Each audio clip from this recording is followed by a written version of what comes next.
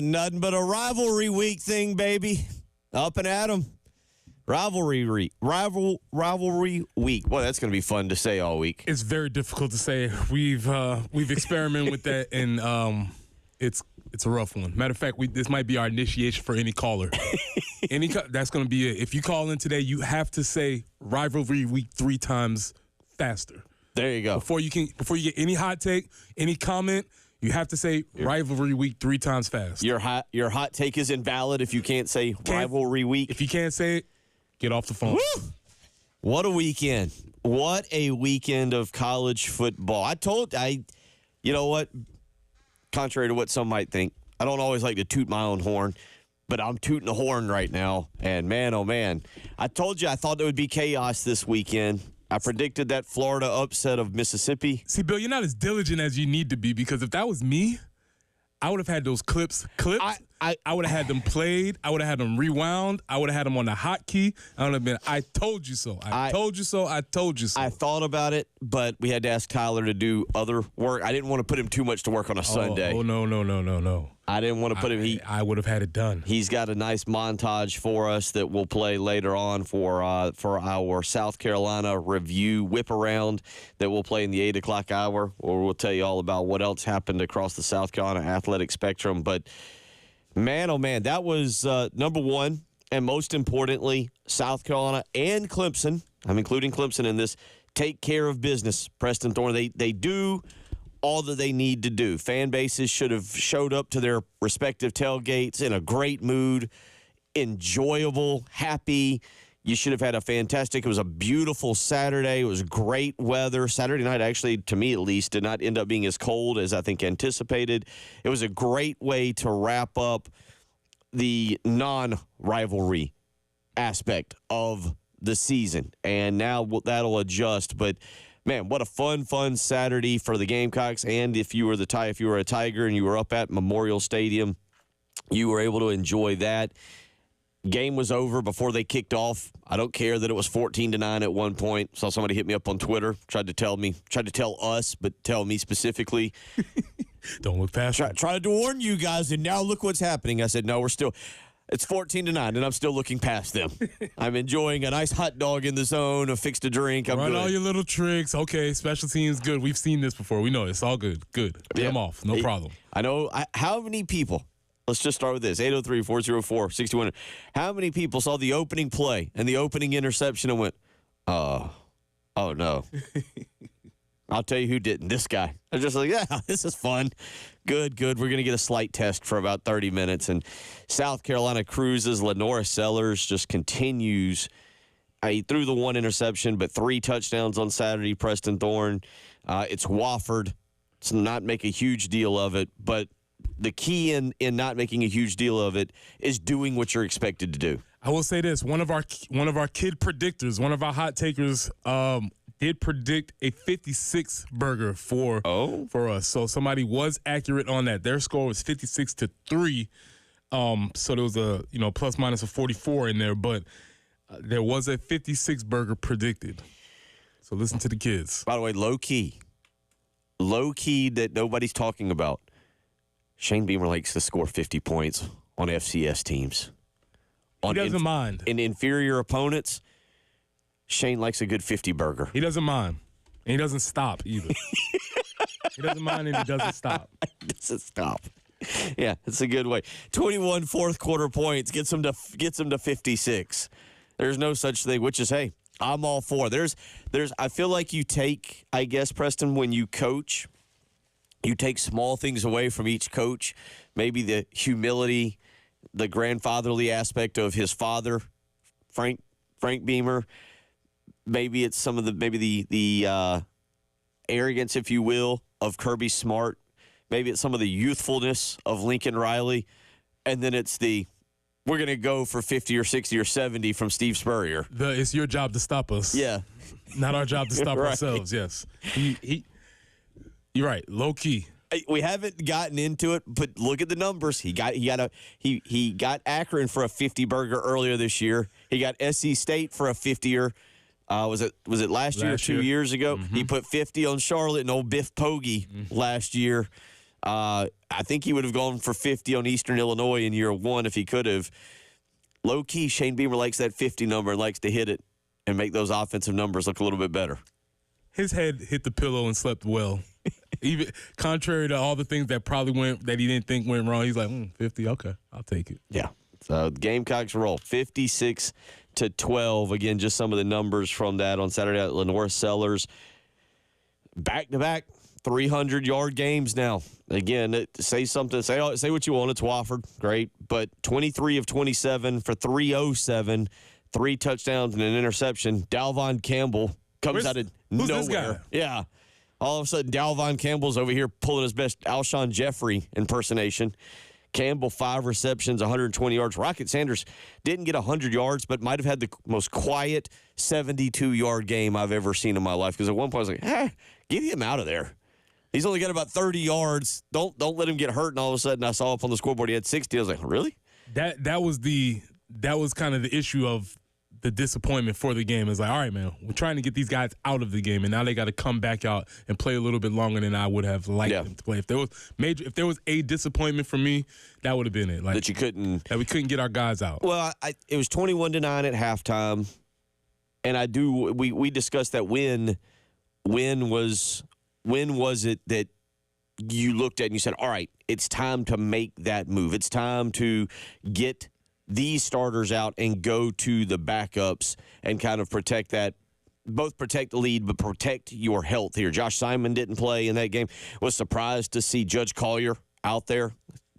Figured after last week that he might have been held out a little bit. Michael Smith, the other tight end, didn't play all that much. You did have one injury there, a hamstring to Vandravius Jacobs on a tackle that looked actually pretty nasty, pretty disgusting, but at least for what we know, it's a hamstring. He was able to walk off under his own power. But you were able to get Luke Doty involved very early. 3 catches for 17 yards for Luke Doty. You get Brady Dunn, a touchdown rush, 6 carries, 42 yards for Brady Dunn. Jarwan Howell just touched it twice, but one of them was a 27-yard gallop for a touchdown, maybe a glimpse of the future, which is what we kind of wanted to see, maybe see more touches out of him, but you get 2. Overall, though, fairly nice night, but I'm with you. I wasn't sure when as a coach. It's easy as a fan, right? It's easy as a fan. I wasn't sure when as a coach you said, okay, it's time to get him out, because the Gamecocks did catapult to a 35-9 lead with 3 minutes to go in the third quarter. That would have been the time, but that was too late for me. Okay. I would have liked it to have been a little bit earlier, it wasn't, at least for me as a fan, it wasn't ever a sign where I felt nervous or like the game was in hand. It just wasn't far enough to make that type of decision. So that was South Carolina. We'll talk a lot about that today. 803-404-6100 is how you can weigh in. Jonathan says Wofford was fine getting hit with the 50 burger. They collected their check and went right on back to Spartanburg. Probably saved on gas a little bit as well. A couple others y'all weighing in. AC says, I'm thankful for another chaotic week of college football that puts the Gamecocks closer to the playoffs. And we'll learn more about that on Tuesday night and where South Carolina stands in what is now the most relevant poll, the college football playoff ranking. Love the AP. Have no problem with the coaches. AP maybe snubbed a tad bit the Gamecocks, but the coaches poll move them up into 14th. So I wonder, they haven't run any analysis across the polls, but do the AP and coaches poll predict or give you any insight into what the poll will be on Tuesday? I'm not sure of that. I just wonder. I don't think so, but I don't know. We'll learn a little bit this week. It's a good question. 803-404-6100. We'll get into the big picture of college football coming up. Let's get out to the phone lines. Joe wants to weigh in this morning. Joe, how you doing? What's on your mind? I'm good, fellas. What's going on? Hey, Bill, I got a question for you, Bill. Now, you said for a good little while, man, if we make it to a bowl game, you want the guys that are moving on to move on and let the guys who will be in this year play. Now, we're part of that 12-team playoff bracket. Do you still feel the same way? And it's trash talk week. I think that the Taters will see the best defensive line that they've seen all year, and I think that they'll see the hottest quarterback in the country this week. Go Gamecocks. I just want to hear what you guys think. Joe, real quick, you mean if South Carolina goes to the playoff, you mean if they go to the playoff, I would suggest the same thing that I was suggesting for the bowl game? Is that what you're asking me? Right. That's what I'm asking. That's right. Yeah. No. You get to the playoff, it's all hands on deck. You boys are sticking around. You boys are playing. Yeah. Okay. All right. I thought that was the first thing I thought about last night when I saw all the stuff that came out. I was like, well, I wonder how Bill's thinking about this now. No. But anyway, have a good day. Yeah, take care. Have a good day, man. Yeah, no. If South Carolina goes to the playoff, everybody mount up. We're going to either State College or we're going to South Bend. That's what I figured from last night. Oh, Bill. Could we be so lucky?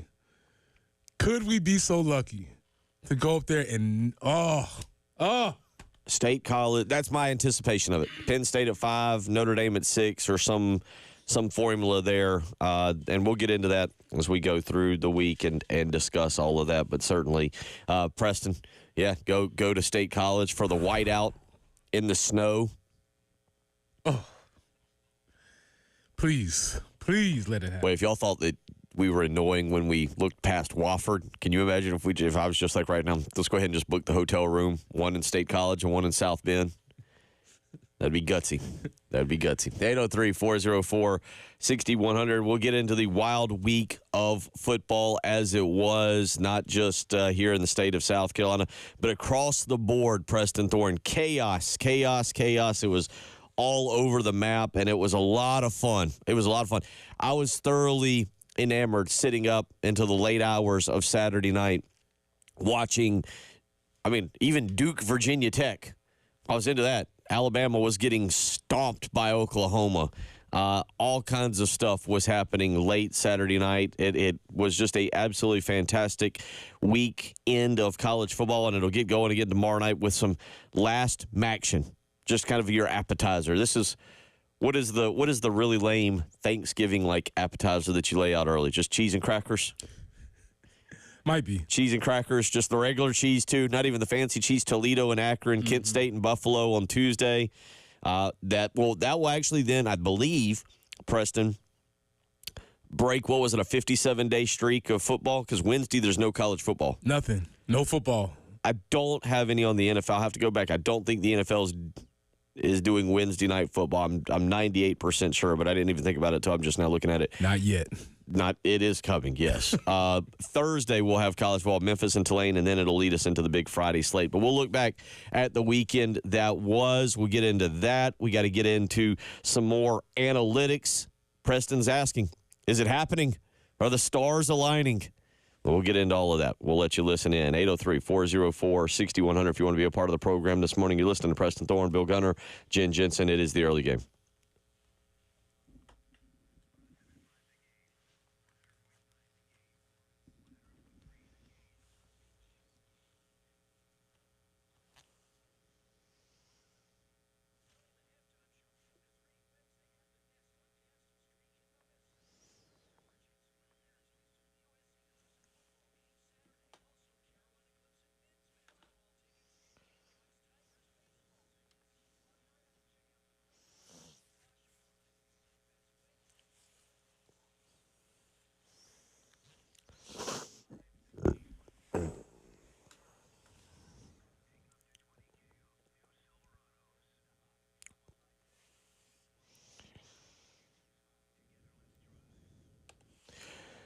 Bill Gunner for Old Timey Meat Market. Now, if you followed my Twitter account at Will, WIL_Gunter, then you saw the pictures, the bacon cheddar burgers that we had lined up for Saturday, the hot dogs that we picked up, all the great tailgating supplies. But then there was a little curveball thrown in there when I went by on Friday, picked up some crab legs. That's right. Absolutely delicious, whether it was the bacon cheddar burgers at the tailgate, the incredible hot dogs, or the crab legs.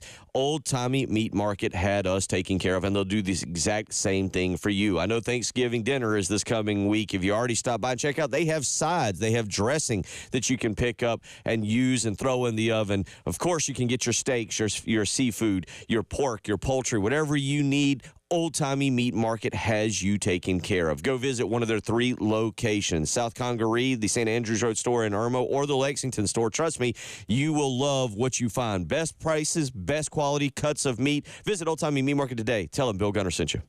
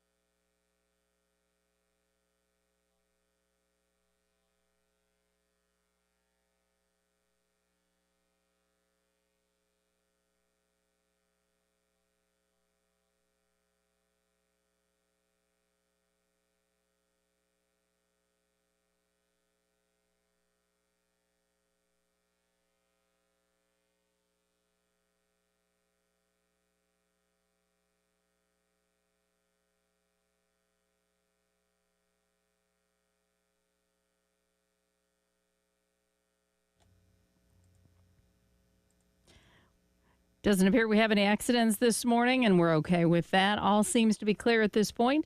74 for the high today, overnight low of 55. And tomorrow, 70 will be our high, maybe a couple morning showers. Overnight lows 44. And on Wednesday, 66 will be our high. It's a cooler start to your morning, though. 39 currently on the early game.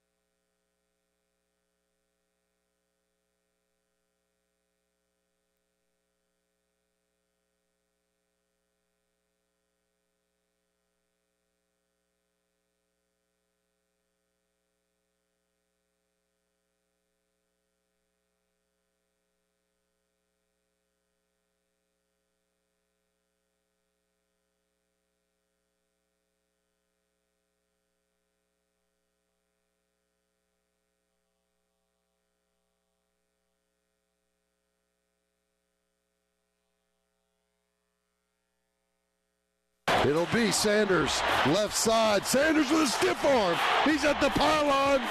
Touchdown, Carolina. Touchdown, Rocket Sanders. Just toying with the Terriers like he had a plaything in his hand and pushing people aside. 11 yards. The extra point will make it 7-3 Gamecocks. Toying with the Terriers. I appreciate Todd because he didn't give us an artificial launching. Yeah.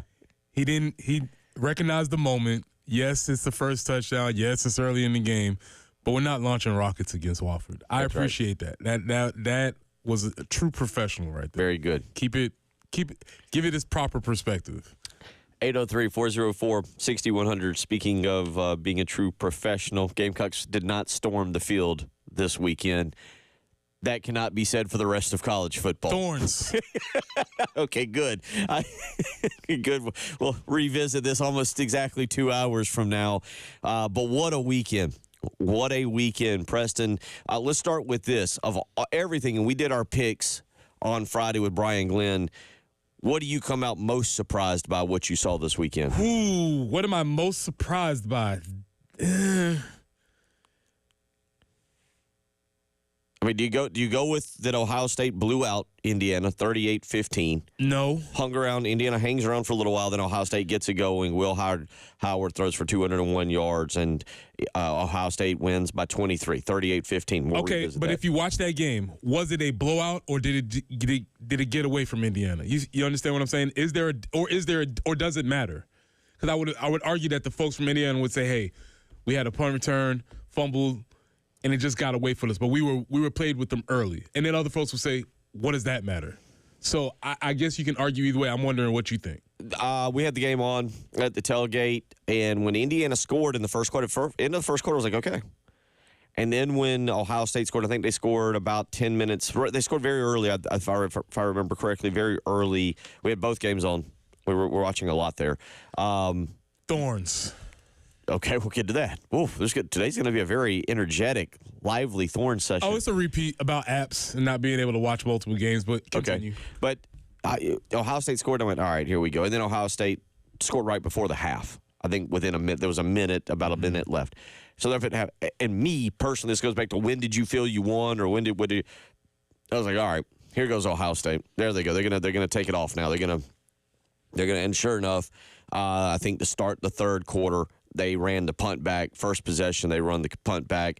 Then they get another touchdown pretty quickly. And at that point, it was 28-7. And I'll be honest, I stopped paying attention. My attention shifted to what was happening in Gainesville and watching that one. And so I really didn't watch the fourth quarter. But at 28-7, at 21-7, I didn't feel like Indiana was coming back. And at 28-7, when that happened, I was like, that's ball game. It's just a matter now of what the final score is about to be. And at that point, it was kind of moving it over. Indiana had, do you know how many total yards Indiana had, though, when you say got away from them? 153. Okay. They only passed for 68 yards. They only ran for 85. It didn't feel like they were involved in this game very much at all. Well, here's a quote from from Kurt Signetti. And that question was, do you think that Indiana should still be in the playoffs? I want you to hear this answer and see if it actually answers your question. Is that a serious question? I'm not even going to answer that one. The answer's so obvious.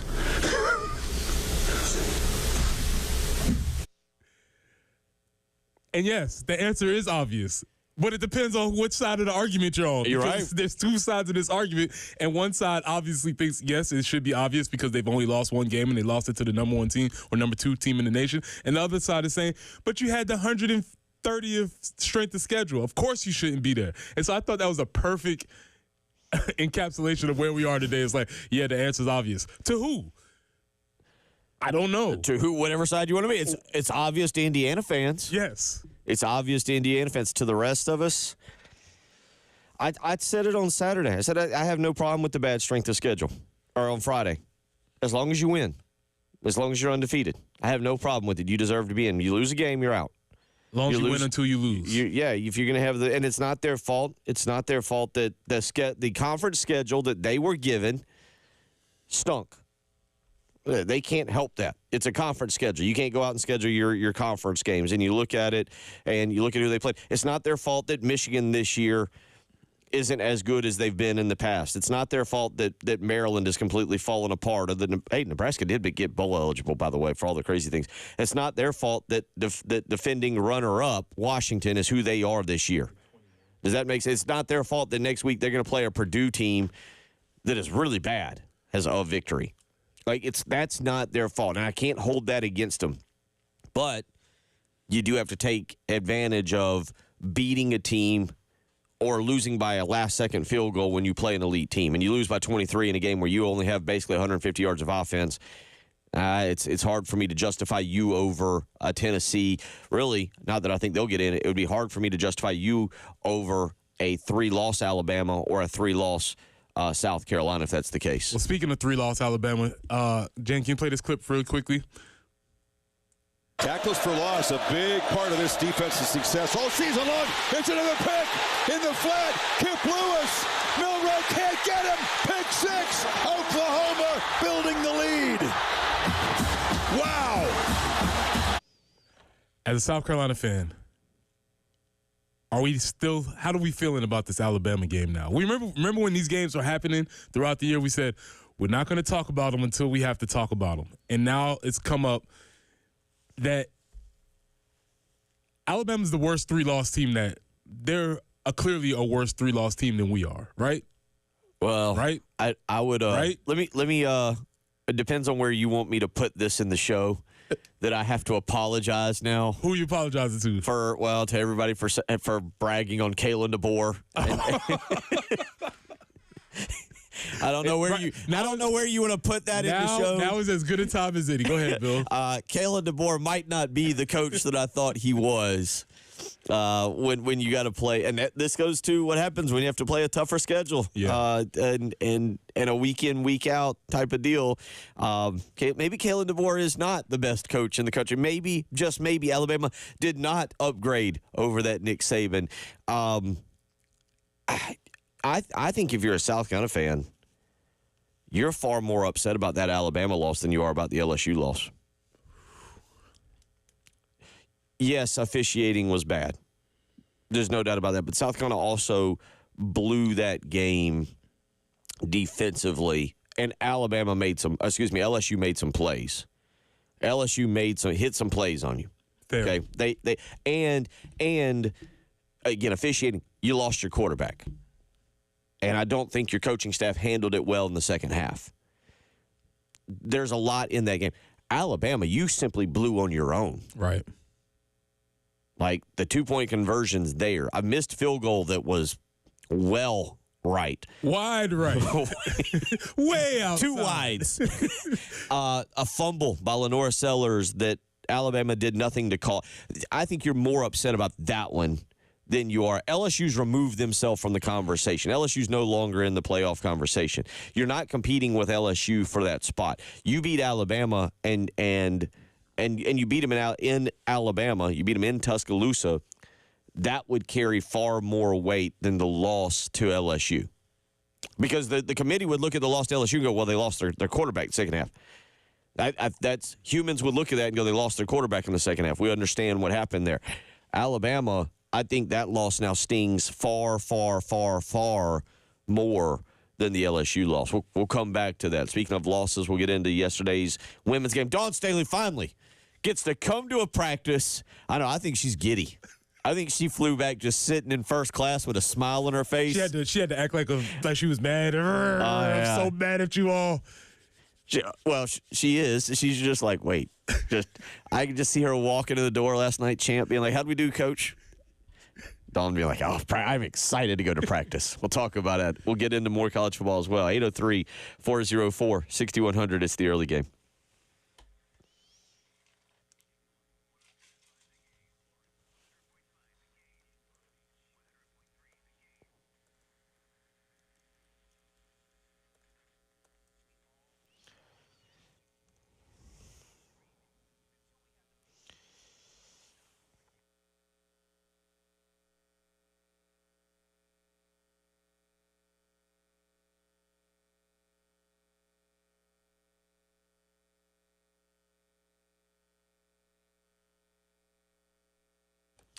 Bill Gunner for the Men's Clinic. Listen, guys, we're coming up on that holiday season where, we tend to overindulge, whether it's through beverages, whether it's through eating, and we tend to not think about our health quite as much, and that can lead to health issues as we start 2025. I am encouraging you now not to shrug off these health issues. If you're already having something, if you're noticing as you age, and let's be honest, as we all age and get over the age of 40, things start to happen. Maybe it's expected. Maybe it's something you didn't expect and you're just shrugging it off. I am begging you not to just shrug it off. Call the Men's Clinic today. We're in a safe, comfortable environment. You can talk about any health issues, whether it's at the gym or whether it's at home or whether it's something you expected or didn't expect. You can talk about them in a safe, comfortable place. Call the Men's Clinic and line up an appointment today. 803-875-MENS. Again, that's 803-875-MENS. Don't put us off your health issues today. Call Dr. Dan Balknight and line up an appointment.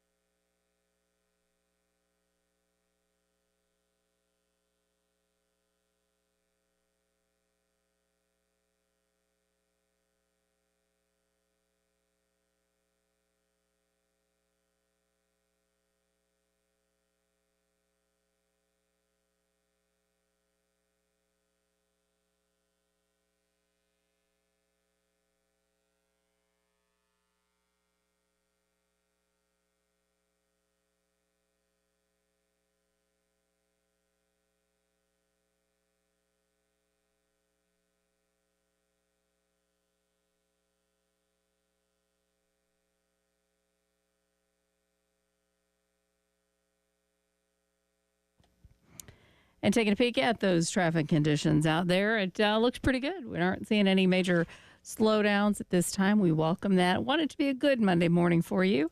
And weather-wise, it could be pretty decent. 74 for the high today, 70 tomorrow. A little chance for some morning showers. 66 on Wednesday, 71 on Thursday. Again, another chance for some showers. And then we get into a little bit cooler temperatures the rest of the week and into the weekend. Looks like for Thanksgiving. 71 with, like I said, a couple showers. Right now, 39 on 107.5 The Game.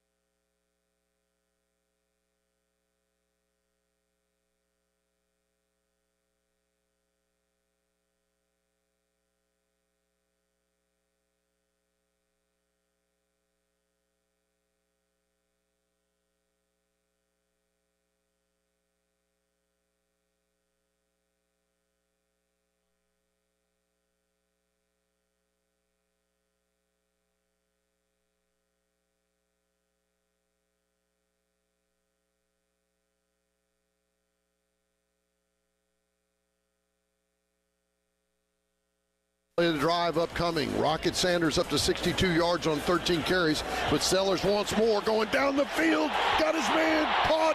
Touchdown Carolina. Touchdown Nick Harbor. His third of the year. A beautiful post route from 26 yards out. That was the call Saturday night. Nick Harbor continued. Look, another thing that I'll admit, now that we are pretty much having the full resume in, looking to just one game left, and obviously we'll talk a lot about that throughout the week. The progress of Nick Harbor is something I did not expect at all. Preston Thorn coming into the season because of the fact that he did not go through spring football and missed just the general reps, not the mental reps, but just developing his skill at the wide receiver position. But I think this is a credit to Nick Harbor. And I think it's also a sign of what Mike Furry can be as a wide receiver coach. Yeah, they figured out a way to use him. They figured out a way that he's usable, and they figured out some ways to get him opportunities to get him the ball. He's having a better season than I anticipated, which is probably coincides with the offense getting better. 803-404-6100. Jamie Bradford coming up in about 23 minutes, and we'll get a lot back into this team. Nick Harbor, Lenore Sellers, the defense on Saturday. Real quick, I will say, the one thing I did laugh, because I know what that defense was thinking going into the game, donuts. And when you give up the field goal within the first 2 minutes, you're like, oh, can't get that one back. Drats. So we'll get into that. Yesterday, the women's team traveling out to UCLA, and look, they lost. And that's what it was. They lost. UCLA was really good, 77-62, and quite frankly, it wasn't that close yesterday. But, Preston, when do you think Dawn Staley, in a moment, just to herself smiled and started making the practice schedule for today? Immediately. Somewhere around the fourth quarter when they were down by a lot in the fourth quarter when they were down, and they was looking at that. And there was some point where she was like, rewind that on film. We will look at this. We'll take a note of that. Coaches, you got a little bit of note on that? Let's hear. This is what she said after the game, how a loss can help them focus. Our players can focus in on a game like this. I thought we had really, really good prep days for this. They were locked into it, felt good about it. Yesterday, our last prep day for it. It's the other games. It's not that doesn't have a number next to the team that sometimes we get a little unfocused. But taking a loss will help us focus on anybody that we play. And then what was the second question? That sounds like a coach who's smiling on the interior. Just look, Dawn Staley is a teacher. I mean, you know it, not only as a coach in sports, but as a teacher, as one of your professions. You just love teaching. And it's hard to teach when your teams are getting off to slow starts, which they have been, and yet still winning by 20 or 30. Yeah, you can't. It's hard because they cannot hear you. They have only winds in their ears, and you can't unclog their ears for you to hear what they're trying to tell. Two analogies. One, 5-year-old daughter running across the house with slippery socks on. And I'm like, hey, she's running and sliding. Finding it funny and laughing. Having a great time. And I'm like, hey, that's probably not the best movie. She's like, what? I didn't fall. And you know what the problem was? she never fell. And so I couldn't, there was nothing, like, there was no repercussions for what she was doing because it never got to the point where I could say, see? And so she was right. She's like, look. And I was like, just fall a little bit so I could tell you not to do that anymore. Yeah, let's not make a trip to the hospital. Yeah, if she was been indoors, it would have been fine. But I could never get that point across to her because what are you talking about? Come on, really? Seriously? And that's what these players have secretly inside their head been saying, like, Coach, chill, relax. Come on, man. Did you just not, we just beat them by 40, right? And she indicated that. She said, it's not the teams with the number next to them. We can get up for those. It's these other teams where the prep probably has not been up to her standard. Dawn, after the game, Gen number 36, I apologize. She said that they will figure things out, and I think Dawn's record speaks for itself, but it also speaks to, hey, girls, hey, ladies, if you were thinking it's going to be a fun, enjoyable Thanksgiving week, here's Dawn Staley after the game, and they'll figure things out. I mean, you played the game. Obviously, we knew we were going to play a really good UCLA team. Didn't anticipate them shooting the way they shot the basketball. But yes, it's a great, I thought some good stuff came out of it, like some really good stuff. I mean, stuff that, obviously our shot selection is something that we are dealing with on a daily basis once we get that under control. But I thought we had some really good contributions from, people that don't play a whole lot, that we could probably give a little bit more minutes to. We'll figure it out. I mean, we're in transformation. I mean, we're in transition from having a dominant big to not having a dominant big, and figuring out how we can incorporate our big scoring the basketball a little bit. So we'll figure it out. We got to get comfortable with it. Our bigs have to get comfortable with doing it a little bit differently. But I think it was great for the game. I just told our team this is our second loss in 2 years. So no, it doesn't feel good. But yes, we have to figure things out, and we will. By no, it doesn't feel good, she's looking at her team going, it's not going to feel good for you. Feels great for me. And she is right. She makes a great point. It is good for the game. You don't look on the interior here in Columbia. We love it. But you hate it when Connecticut's winning all the games and they can't be challenged and nobody beats them. You hate it when Tennessee was doing that in women's basketball. When you said, hey, it's a one-team sport. On the exterior of Columbia, people don't like this team because they win too much. Well, if you watch the game, you see the intensity that I was in Paulie's Pavilion, the old classic venue. You saw the folks there. They were anticipated. They were playing. They were excited. It was packed. And yes, UCLA is good, but it wasn't packed because of them. It was packed because the number one team had come to town. But boy, well, did you hear what they labeled the weekend? I didn't know this. I didn't know this.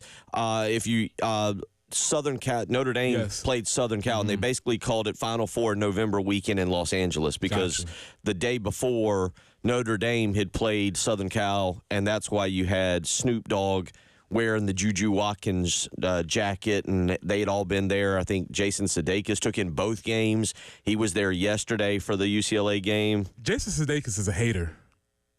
Oh, he's an Iowa guy. Remember, he's an Iowa guy. That's so he's tracked us. He's tracking us, and I think he might be looking at us the same way I watch some other teams. The way I watch who lost. The way I watch Lane Kiffin lose. I'm sure that's how Jason Sudeikis is like. South Carolina lost, huh? We got about 30 seconds. Got to put him on. You're on notice, Jason. Real quick though, I got to put as players, you go like, Coach, nothing good came out of that game. We just got walloped. And Dawn's smiling, going, a lot came out of it. It was good. When she we got to work on shot selection. When she repeats, we'll figure things out. Oh. It was about 15 girls in that plane ride back like, man, this is awful. And one coach like, practice. I get to teach him in practice. We'll come back. We'll wrap up hour number 1. It's the early game.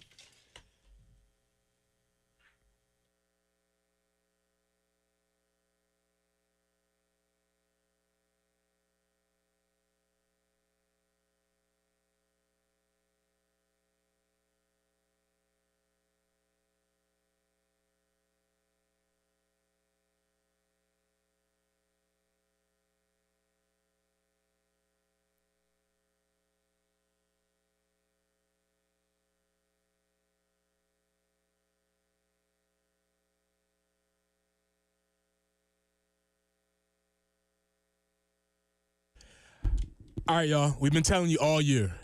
Spring, summer, fall, football season. The holidays are fastly approaching, and what better way to get your house and yourself ready for the holidays than by calling the good folks at Integrated Media. The weather's still warm. It's still pretty nice outside. You can sit outside and get the outdoor setup ready. You can get Samsung Terrace TVs waterproof. You can get Sonos outdoor speakers for TV and music, so it might be time to start playing those Christmas carols.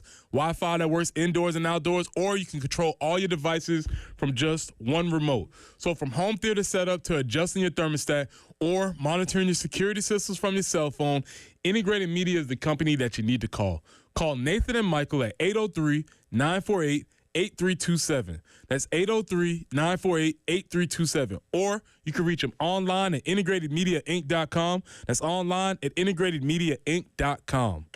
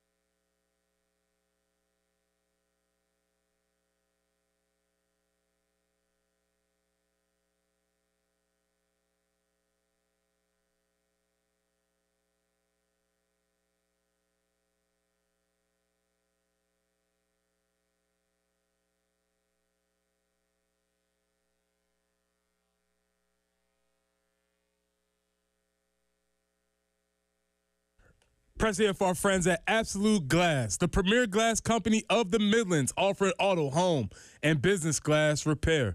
So if your glass is damaged, shattered, cracked, or broken, they can handle the job. If it's a cracked windshield, that's no problem. They'll come out to your location and replace it for you, usually for free, and they work directly with the insurance company to take away the headache. That's right. They'll come out to wherever you are. School, home, work, it does not matter. Absolute Glass will take care of it. Now, if you're at home and you're looking to increase the value of your home with new windows or mirrors, Absolute Glass will take care of that for you too. Windows, mirrors, shower enclosures. Say it all the time. If you can see through it, Ray and Marianne at Absolute Glass can do it. So check them out online at absoluteglassinc.com. That's online at absoluteglassinc.com.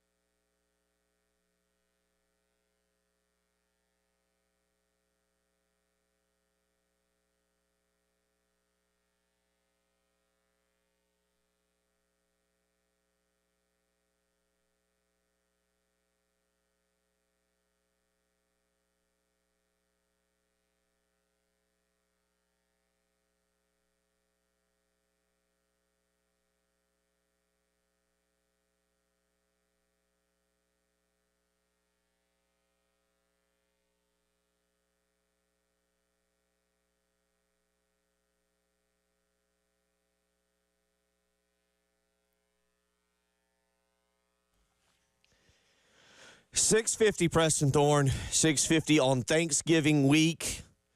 as ESPN calls it, Feast Week. Oh, I was fully immersed in college basketball yesterday.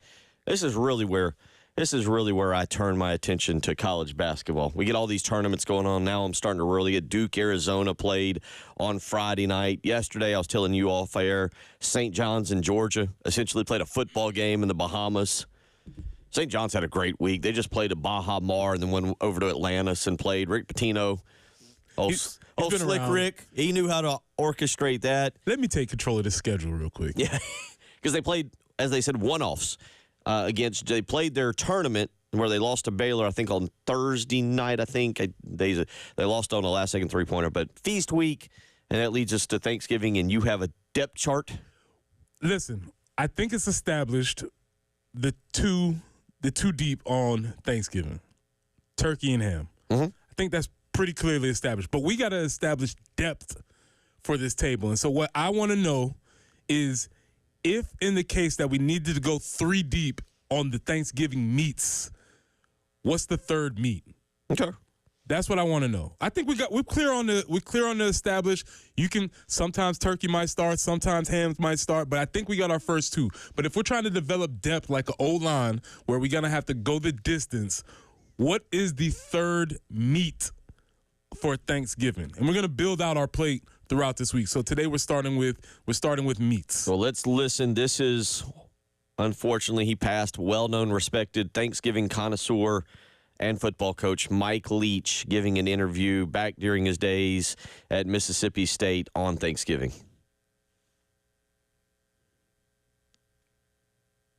Thanksgiving and making your plate, what are you putting on it? Oh, I always make the gravy, and I do make great gravy. I'm not a big cook guy, and haven't been, but I've made the gravy for decades. I always I always get white meat, a little stuffing, not too much, lots of mashed potatoes, gravy over everything. Hopefully they have greens. They generally don't. And then corn or green beans, never sweet potatoes. Ask him if he likes cranberry sauce. Fruit pie's better than any of this pumpkin apple stuff, you know. Are you a cranberry sauce fan? Yeah, but all right. just a quick little droplet of it. I'm not going to get carried away with that either. Coach, thank you so much for your time. Congratulations on the win. All right, thank you. There you go. Droplet. Never heard cranberry sauce described as a droplet. So 803-404-6100. We have our established. Now, we can go into the depth chart of whether it's turkey, ham, but we know who our 2 deep is. Third meats. We got y'all are weighing in. There we go. Strong. This is why we here. Now, it depends on where you want to go with this, because my initial thought is with KT from Lexington, and I'm with him on this, but it's more of the breakfast. It's more of the starter. He says a strong third is onion sausage. That's fine. And I feel like that's a great one. Okay. We've got a text in for roasted leg of lamb. Feels more Christmassy, but I can get with it, though. David weighs in with prime rib as a solid third option. Not bad. This morning. Ronnie goes with pork loin. Strong. Good call. Greg from Sumter goes with Boston butt. Texter weighs in with turducken, which I think, Jen, didn't Patrick Perrette say they tried to make a turducken once? Or Yeah, something with a lot of, Cajun seasoning. Yeah. Another texter goes in with duck. Okay. Yeah, another texter weighs in. Let's see. Yep, another texter goes with roasted duck this morning. Duck season. Duck is jumping up the list. Ascending. It's duck moving ascending. quickly. Okay, that's interesting. Chuck and Craig on the live stream are saying prime rib. Prime rib. Okay. Steven says Cornish hen. Cornish hen. I'm just glancing. Pilgrim's Thanksgiving menu from what I can read. What was on the menu? Venison. Wild fowl, not just turkey. They had seafood. Seafood was where I was going to go. I didn't know if it counted as a meat. I will count that. But I will count seafood is where I was going to go. Mm-hmm. Keep sending them in. Send them in. Your third meat. We got our first 2 established. You can pick who's the starter, who's the backup. But third meat. Bacon wrapped venison loin. Okay. Anything wrapped in bacon.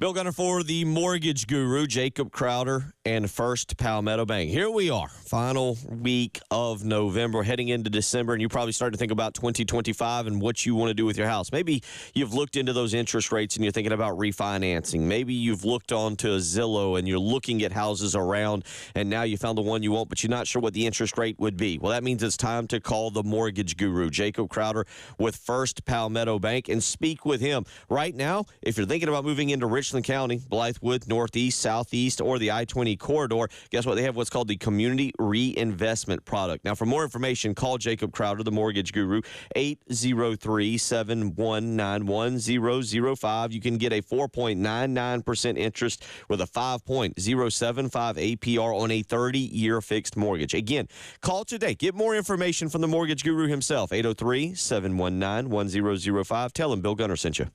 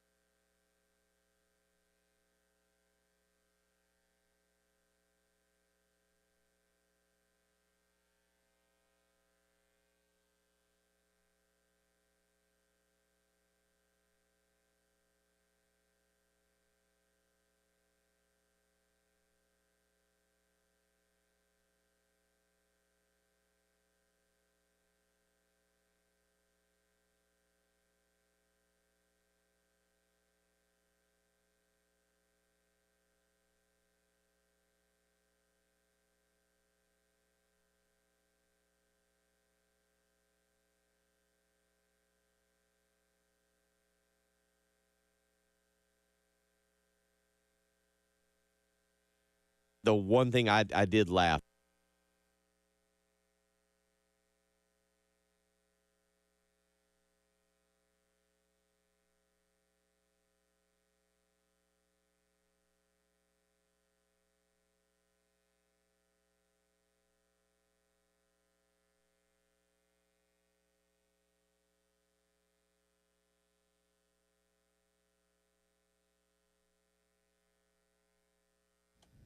I-20 eastbound at Broad River Road, we do have a report of an accident there. It's slowing things down a little bit. So again, the right lane is blocked.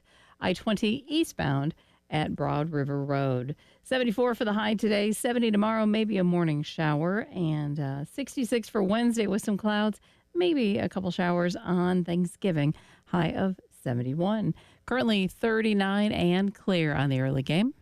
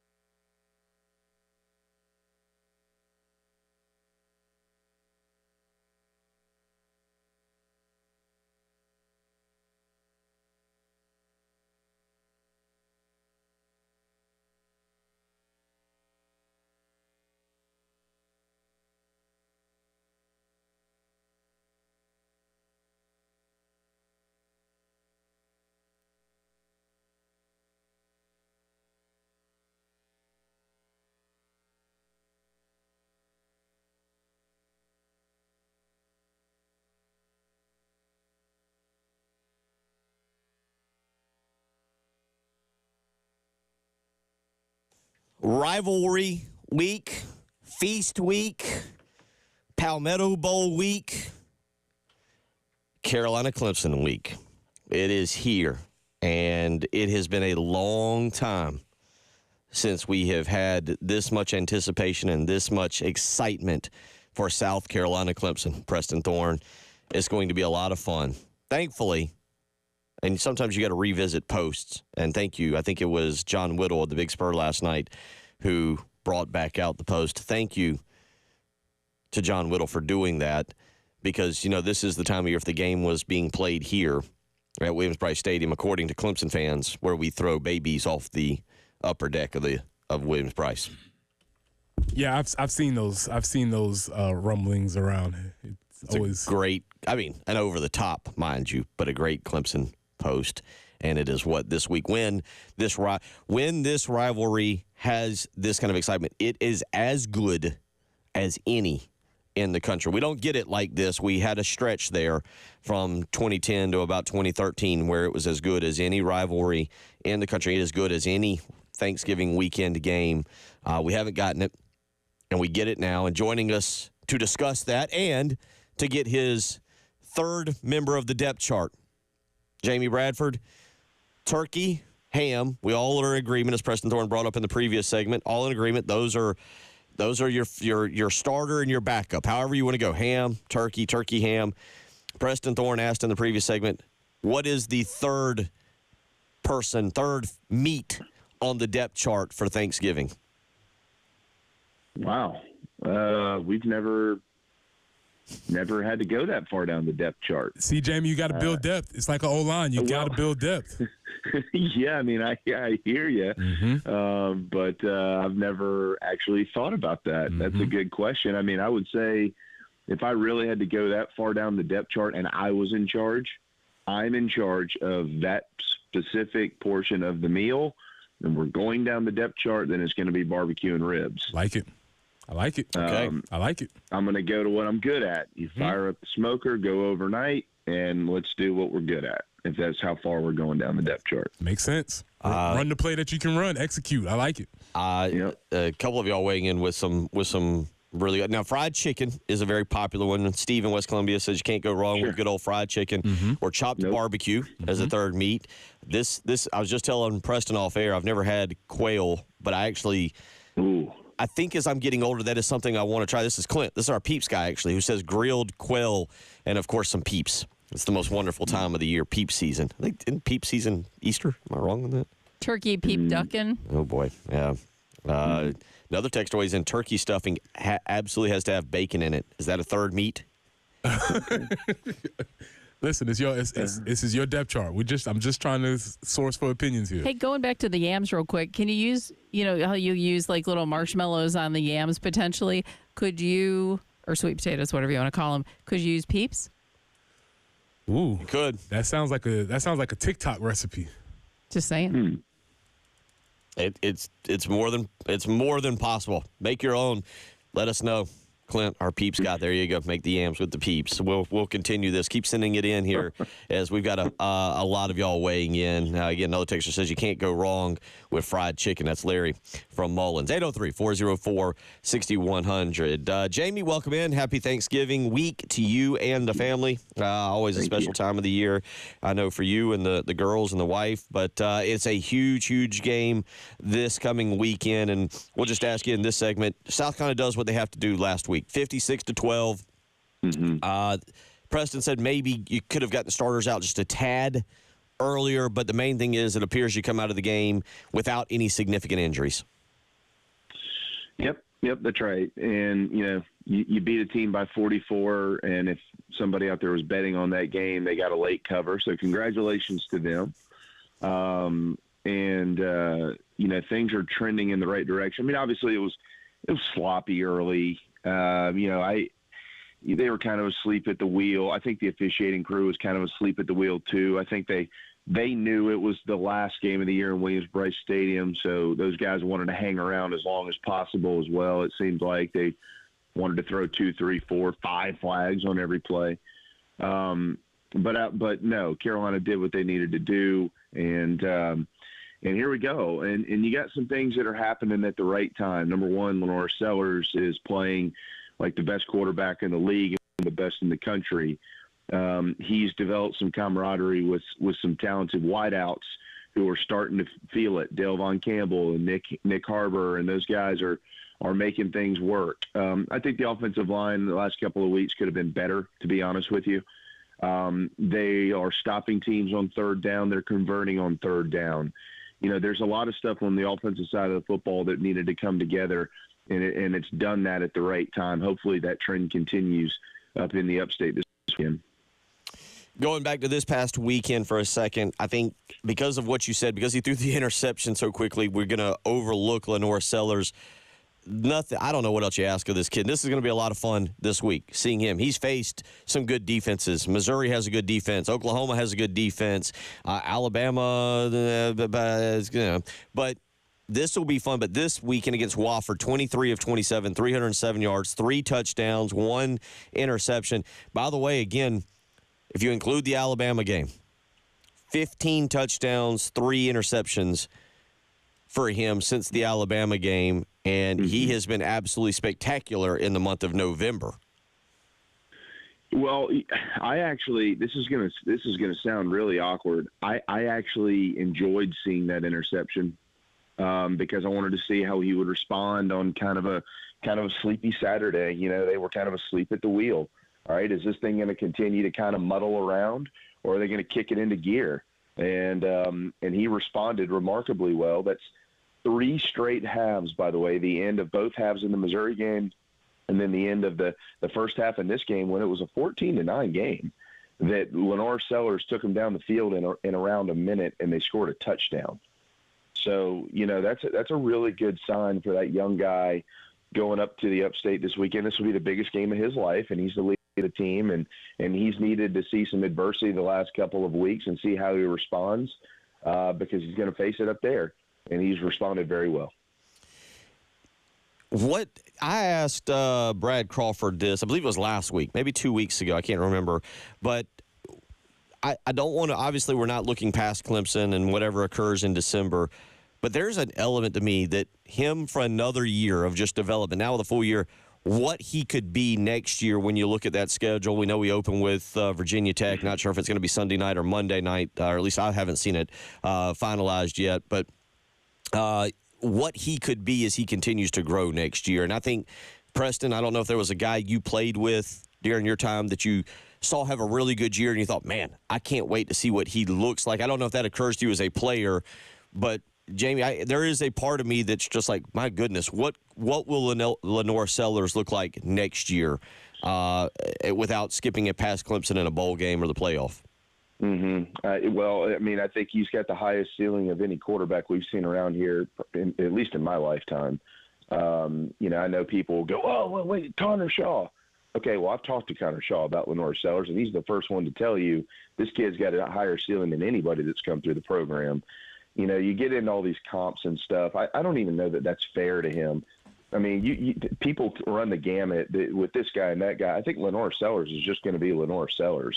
And then people will be comping other quarterbacks to him at some point in time, So, and you mentioned the Virginia Tech game. I'm almost positive it's on Sunday next year of Labor Day weekend.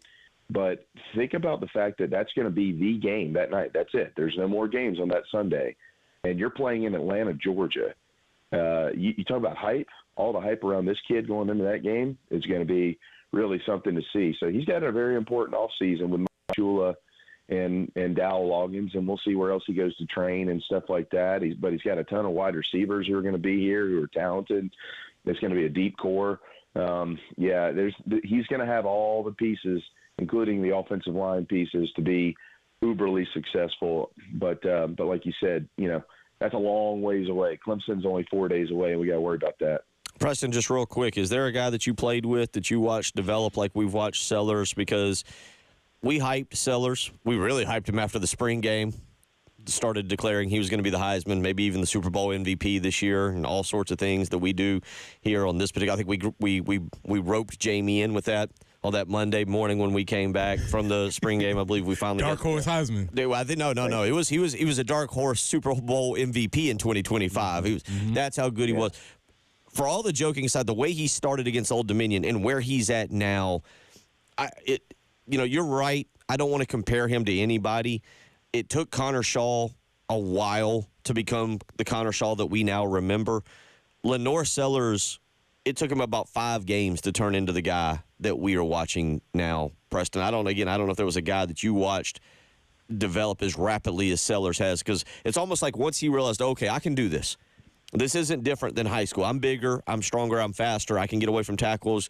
I can do it. He has turned into a monster. And as Jamie just said, that's a great stat, Jamie. I didn't even think about leading them down for touchdowns in the final drive of halves there that have been huge. It's not apples to apples, but I do remember it felt like Dante Robinson went away for a summer and came back like, oh, you're legit now. Like he was good his sophomore year or whatever, the year before he left.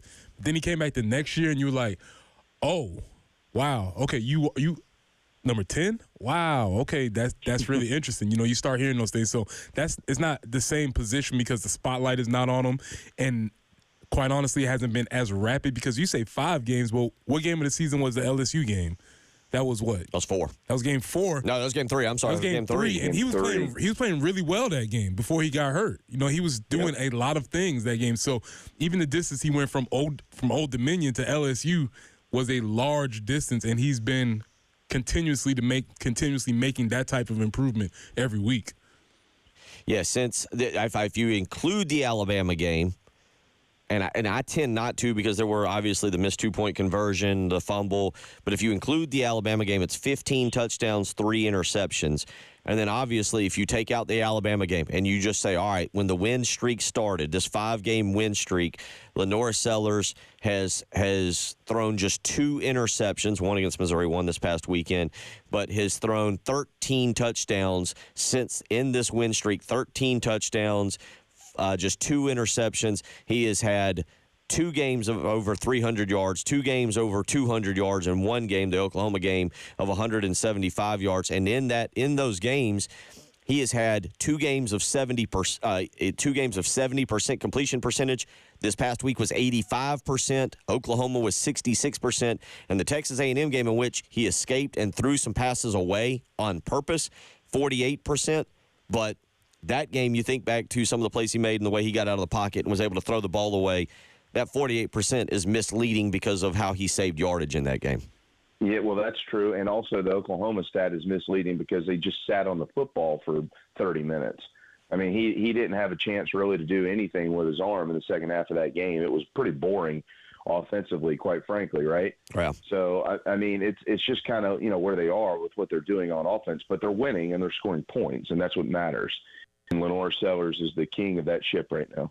803-404-6100. Brad from Belton weighs in. Skipped the turkey last year and went with venison country fried steak. Good for him. Attaboy. Very nice. Okay. Good job, Brad. Okay. Good job. 803-404-6100. Our buddy, the co-pilot, will be going with oysters this year. Yeah. Oysters, I believe, is a strong one. And then this actually sounds pretty delicious. This comes from a texter. It says, my aunt in Maine serves steamed lobster as the third. That feels regionally appropriate.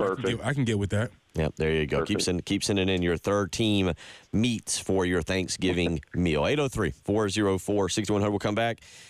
We will let Jamie hear a clip. We'll see how it makes him feel. And then we'll discuss South Carolina and Clemson. You're listening to the early game.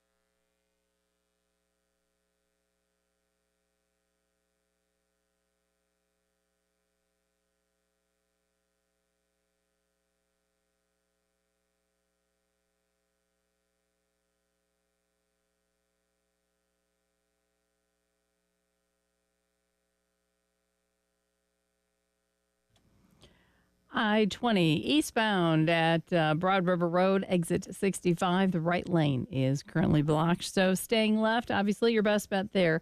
I-20 eastbound at Broad River Road. 74, that's going to be our high today. 55, the overnight low. Tomorrow, might see some morning showers, a high of 70. The overnight low of 44. 66 on Wednesday. And for Thanksgiving, could see a couple showers. 71 is what we're expecting to be our high. But currently this morning, you are going to want to bundle up a little bit. It's 39 on 107.5 The Game.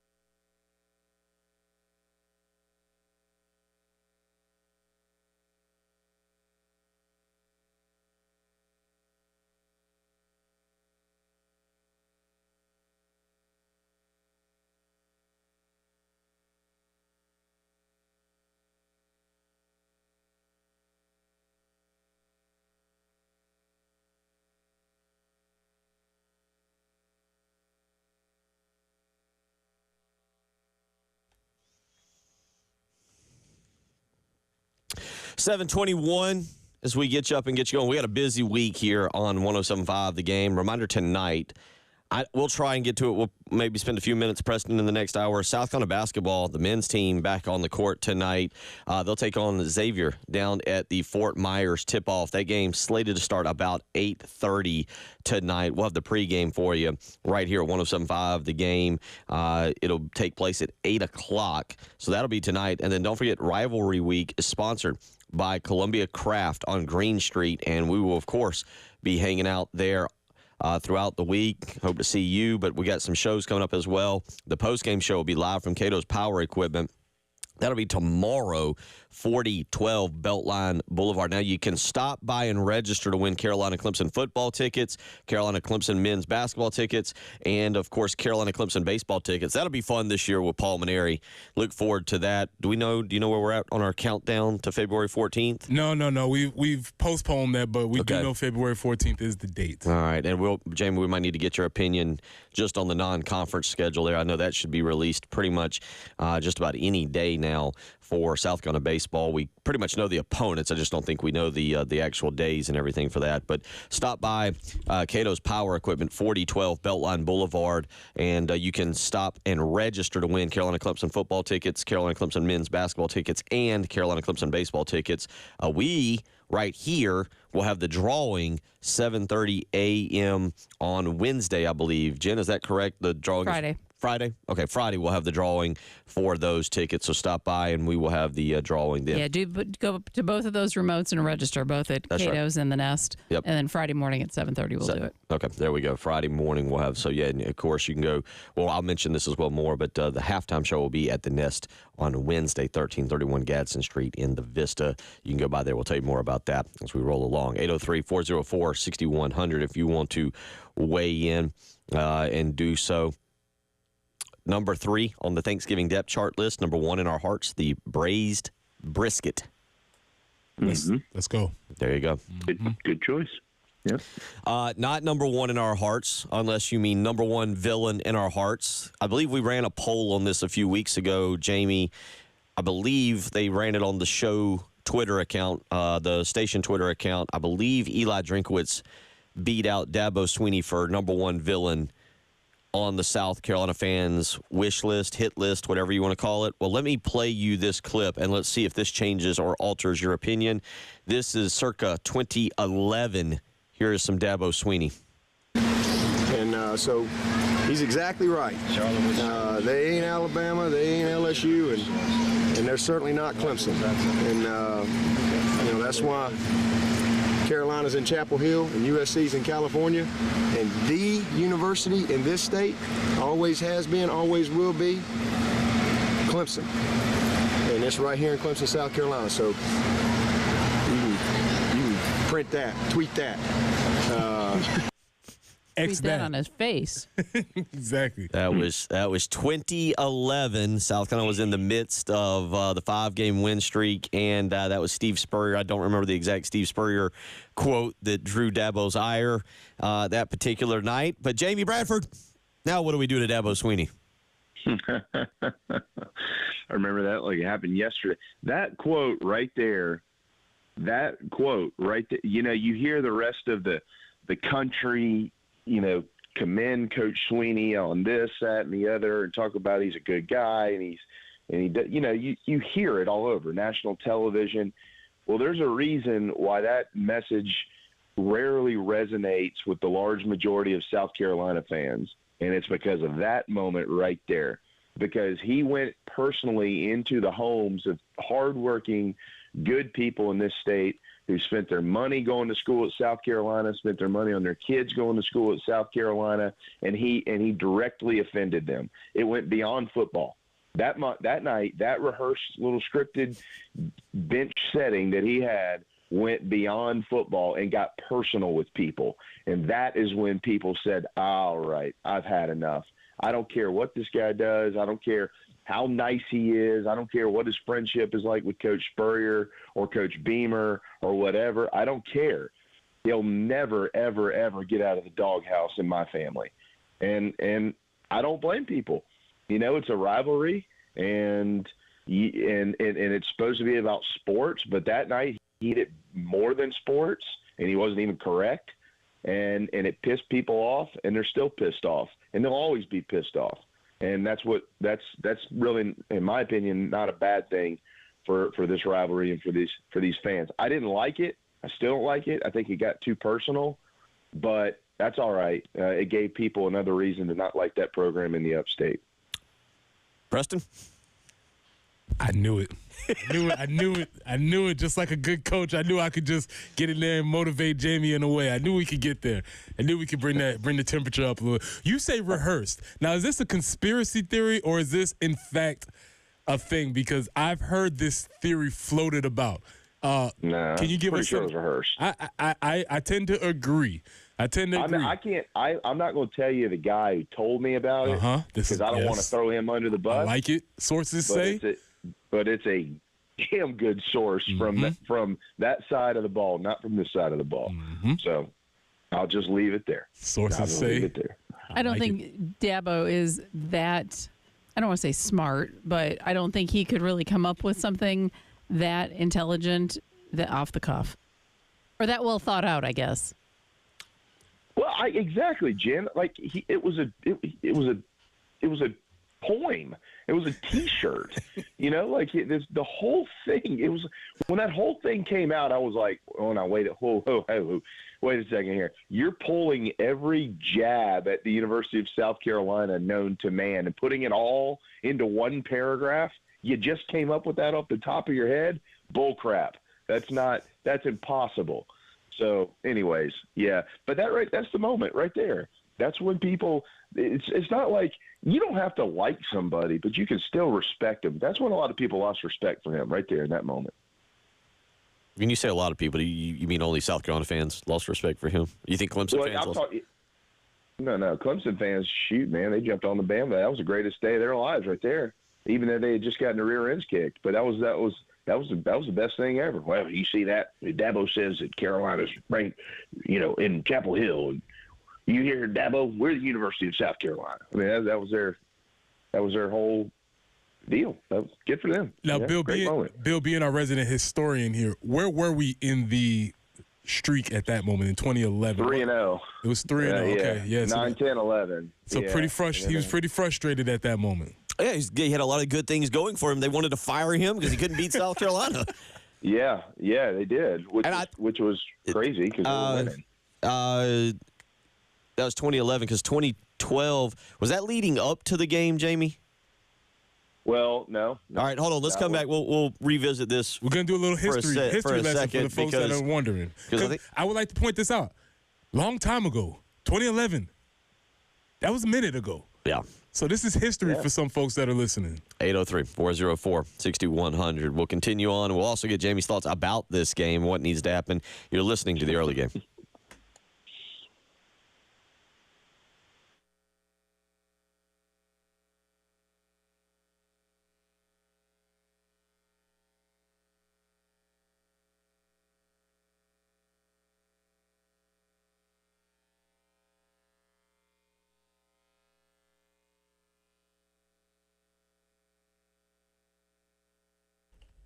Are you going to start the new year dealing with the same old joint pain, losing sleep, not being able to take walks? Well, imagine a new year without any of those aching joints and no more pain pills. Call QC Kinetics now for lasting relief. QC Kinetics' local medical professionals are waiting for you. Their advanced protocols in regenerative medicine have helped tens of thousands of people. QC Kinetics uses the healing properties of your own body to attack the root cause of your pain and revitalize your joints so you can move again. This is the future of medicine. So find out now if all natural regenerative medicine is right for you. Call QC Kinetics for a free consultation, and you can use HSA and FSA dollars. Call 803-281-6860. That's 803-281-6860. Again, QC Kinetics at 803-281-6860.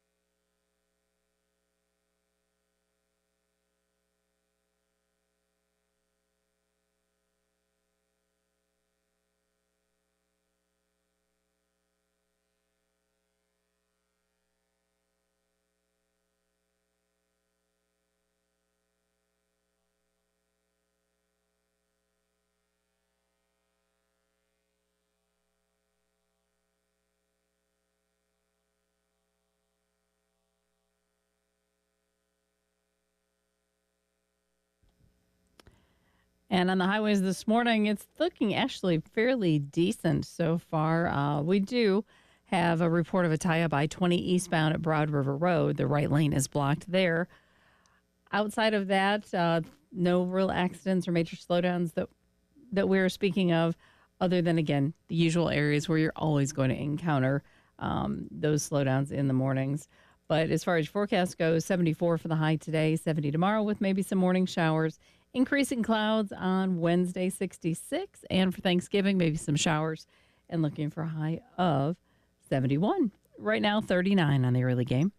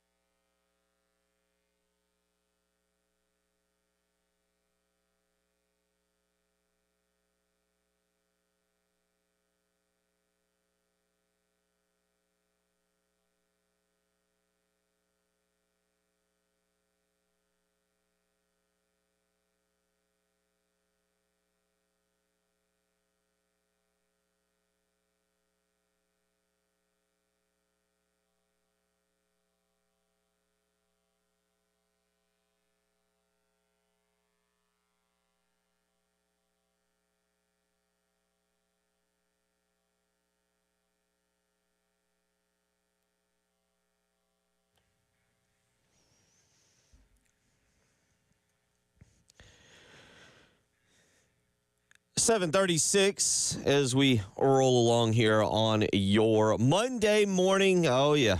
Rivalry Week, sponsored by Columbia Craft on Green Street. Reminder, we'll be at the Nest coming up on Wednesday, 12 to 3, 1331 Gadsden Street in the Vista. You can stop by and register to win tickets for this coming weekend's game, Carolina Clemson men's basketball tickets and Carolina Clemson baseball tickets. The winner will be drawn at 7:30 a.m. right here on the early game coming up on Friday morning. So back in 2011. Got to do a history lesson. South Carolina defeated Clemson 34-13. Now, there have been dominant performances from South Carolina in the past. Obviously, there have been plenty from Clemson. This particular game featured number 12 South Carolina against number 17 Clemson. The Gamecocks would win the game and finish 10-2 on the season. Tigers would finish 9-3. Again, 34-13, but South Carolina held Clemson to just 153 total yards. Gamecocks had 420 in that particular contest. South Carolina was up 24-13, or actually South Carolina was up going into the fourth quarter, 24-10. Gamecocks, Tigers would open up the scoring in the fourth quarter with a field goal to make it 24-13. Gamecocks would score kick a field goal and then score a touchdown to finish off the Tigers 34-13 in that ball game. It was in the final moments of the game. We forget. It was in the final moments of the game. Todd Ellis, over the radio, said, as Coach Spurrier says, we may not be LSU or Alabama, but we ain't Clemson, folks. Only problem with that was he added the last part. Right. Spurrier had said Spurrier often would point out that this wasn't LSU or Alabama. He never once made the comment about Clemson. Little embellishment never hurt anybody. By the time Dabo Swinney got around to being able to make his case for this, the quote had been misattributed. Mm-hmm. The quote was posted on the Gamecocks football Twitter feed where it was directly attributed to Spurrier. Nice. Only problem was, again, Spurrier didn't make the point. Dabo even went as far as to say Coach Spurrier, he didn't know whether Spurrier made the comment or not, but he assumed he did. And then Dabo went on a 4-minute tirade with those quotes that we just published. Well, let's not. Jen, can we hear it one more time? Just in case anybody's not fired up. This is 33. Can we hear Dabo with his poem? And so he's exactly right. They ain't Alabama, they ain't LSU, and they're certainly not Clemson. And that's why Carolina's in Chapel Hill and USC's in California. And the university in this state always has been, always will be Clemson. And it's right here in Clemson, South Carolina. So you can print that, tweet that. Tweet that. Old Dabo. Now, we get a couple people waiting. Harry T weighs in. Well, thanks a lot. It's Monday morning, and y'all got me jacked up. There we go. That was the goal. A couple of y'all weighing in very, very, and that's what we're trying to do. Now, you got to go win this game. You do a couple things. You can knock Clemson out of the – you can't knock them out of the college football playoff. You're going to need help. Miami, do not lose to Syracuse. Do not go up there and blow that game. If Miami beats Syracuse, they are in the ACC championship game against SMU. SMU clinched their spot. If Clemson were to lose this game, it's irrelevant. If Miami loses to Syracuse on Saturday, and at least at the end of last week, at the end of last week, the weather report indicated a lot of snow in Syracuse with travel issues. Hence, maybe the fan base, the loud house or whatever they call it, not quite as loud. But if Syracuse beats Miami, Clemson goes to the ACC championship. And if Clemson were to get to the ACC championship, even with a loss to South Carolina with 3 losses and beat SMU, guess who's going to the college football playoff? So you can't officially knock them out. You got to wait for Miami to officially knock them out. But you can do that. You can also at least keep Clemson from winning 10 games in a season again, which is something that they've kind of prided themselves on of late. So there are things that need to be done. Jamie Bradford, what is thing number 1 that South Carolina has to do on Saturday? Well, you forgot the big one. If Carolina wins, they're still in this thing to get into the college football playoff. I know some people would find that hard to believe, like Danny Cannell and some of these other losers that for whatever reason have a microphone. But the fact of the reality of it is they play in the best league in the country. They're the hottest team in the best league in the country. And if they go to the upstate and they win their 6th straight game, there's probably going to be a 3-loss team in this thing. And, if the College Football Playoff Committee is doing their job, they're going to want the best one in there. And so, that would lean towards South Carolina if they do what they're capable of doing up there this weekend in Memorial Stadium. So we'll see. But I mean, it really comes back to their bread and butter and what turned everything around from the get-go, which is both lines of scrimmage. Carolina plays well up front on both lines of scrimmage. I mean, we just played that quote. You go back to that 5-game winning streak. Preston, you're a line of scrimmage guy. Where was Carolina beating them every single year in order to go on and win the game? It was up front. So, I mean, that's we're back to that, and there's a lot of stuff on the line, playoffs, et cetera, high rankings. I mean, this rivalry, this is what it takes to get it back to national relevance. Yeah, I'd argue that that 5-game streak changed Dabo's philosophy because prior to that, Clemson 100%. was more about the perimeter. Chad Morris, they were throwing things around. They were fast. They were flying around. And I think that streak said that we need to build a quote-unquote SEC team. And they, to their credit, they went and did it and got a lot of guys up front and 2 generational quarterbacks, but that's not here nor there. But that changed the philosophy of how Clemson football as a program built themselves, I believe. 100% agree with that. MD. Go ahead. The Carolina, Clemson was a really good football team, but they weren't elite because of the trenches. But they were really, they were winning the ACC. You're 100%. I've said the same thing. I agree with that. And then you add in the most important thing in sports, which is, do you have a game changer at quarterback? And they got 2 of those consecutively. And my point is, look at South Carolina. Like, where is South Carolina trying to go from where they've been, right? Well, look at the trenches. Look at the quarterback. I'm not saying that they're there. Or I'm not even saying they're going to get there. I hope they do. But that's kind of the same thing down here. Is Shane Beamer knows exactly what that looks like. Dabo Swinney figured out what that looks like in that 5-game losing streak to the Gamecocks. We'll get into a little bit more of this here as it pertains to the matchups, the offensive line against the defensive line. MW weighs in. Thanks us. Says, gee, thanks, guys. Now I'm walking my elementary kid into school like Ric Flair. 803-404-6100. We got some of you Clemson fans weighing in as well. I saw Charlie earlier who weighed in and weighed in on that. And then Texter gets the program. Biggest game of Shane Beamer's tenure this week. No. And instantly I get the feeling that Jamie Bradford doesn't want to go down that path. Well, we may just drag Jamie into it in the next segment. Prepare yourself accordingly. It is the early game.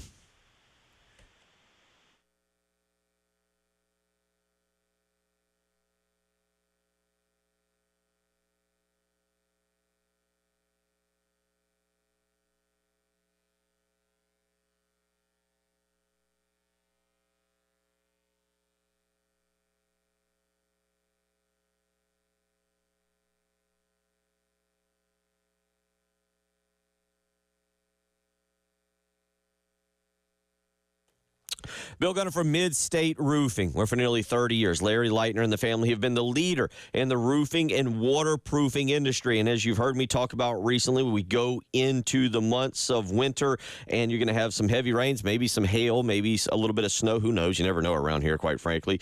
But as we go into those months, one thing that you need is to make sure your roof is going to keep your operation dry and running long into the future. Now, I'm not sure whether it's your business or your home, but the good news is 24 hours a day, 7 days a week, Mid-State Roofing is there to make sure that that operation stays dry and running. Just give them a phone call and line up a maintenance contract, 803-356-1919. Again, that's 803-356-1919. For more information, you can also visit them on the web, midstateroofing.com. But again, 24 hours a day, 7 days a week, you'll speak with an on-call technician or a Mid-State Roofing employee. Give them a phone call today, 803-356-1919.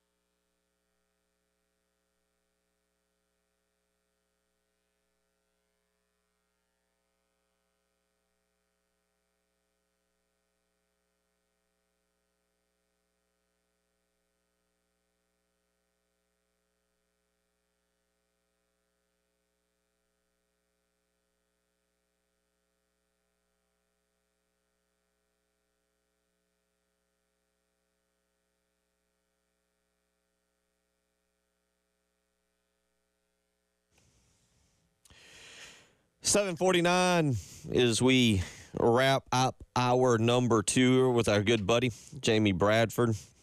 We'll get back to that third meet on the Thanksgiving depth chart coming up, but let's kind of wrap things up here with Jamie. And Jamie, let's go big picture here for a second. Not just South Carolina.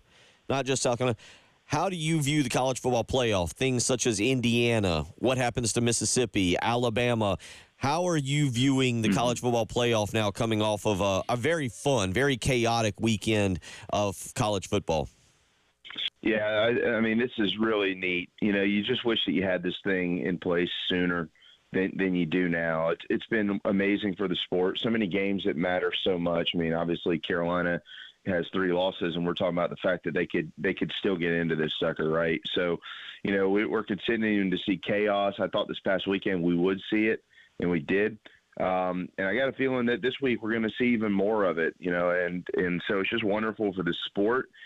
And here we are, Clemson and South Carolina right in the thick of it. I think the only downside of this whole game, luckily Todd and Tommy will have the call because Roy Philpott is going to be on the call on ESPN, and that is just Roy's a great guy, but I mean, what are we doing? 4-letter network. That is a brutal assignment, but.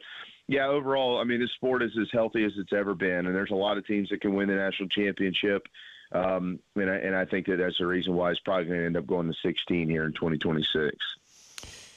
All right, let's start with this. What do you do with Indiana? How do you slot Indiana right now? Yeah, I know. I mean, it's hard to not put them in there. I mean, I know that they got the rear ends kicked this past weekend by Ohio State, but they have taken care of business. Now, their schedule hasn't been any good. I get it. I know that, but it's hard to not put them in there. Ohio State was ready for that game. If I was on the committee, based on everything I know about Indiana and what I've seen from them, Indiana would be in the playoff. So with that being said, with Indiana being in the playoffs, based on what we know about their committee, is there precedent set for what could be looming for Texas with potential injury to Quinn Ewers? Precedent being how Florida State did not have their quarterback last year. Could be. Yeah, I don't think that there's any rhyme or reason to a lot of the things that they do, to be honest with you. And I'll be honest with you, this is something we talked about on our show last week. I think that the committee needs to start ranking these teams after week 3, not in November. I think that they need to go to a college basketball style where they have the top 25, the first 4, and then the next 4. And each week they're able to provide a reasonable explanation for every team and where they are so people can track it throughout the year so you don't get blindsided with a lack of transparency in November and everybody's wondering why this, that, and the other, and it feels like they're all talking out of both sides of their mouth. If you get to – I'm not saying before the season. Give them 12 quarters to be able to put some legitimate stuff out and then track it throughout the year. I think you'd see a much more stable process. All right. Big 12 basically removed themselves from the discussion of having 2 teams in the college football playoff. They will get whoever the champion is, Arizona State, and I quite frankly do not know. Do you know off the top of your head? Is it Iowa who's next in line? Is it Arizona State, Iowa State? Yeah, Arizona State and Iowa State. Yeah, I think that's right. I'll have to do some. Yeah. Arizona State, not. I think Iowa State and BYU and Colorado are all 6-2. I think it's Iowa State that would gets the nod. I think you're right. I'll have to check on that. So then that brings the question: is the ACC with 10-1 SMU and 10-1 Miami, are they a 2-bid league? No.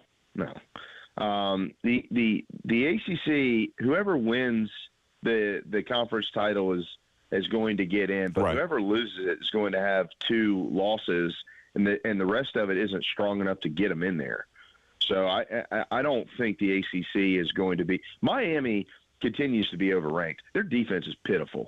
It's not good, and it hadn't really been good all year. It's been good against teams that can't score, but everybody else that can score, it's not good. So no, the ACC is going to get 1 team. I'll be shocked if they get 2 teams in.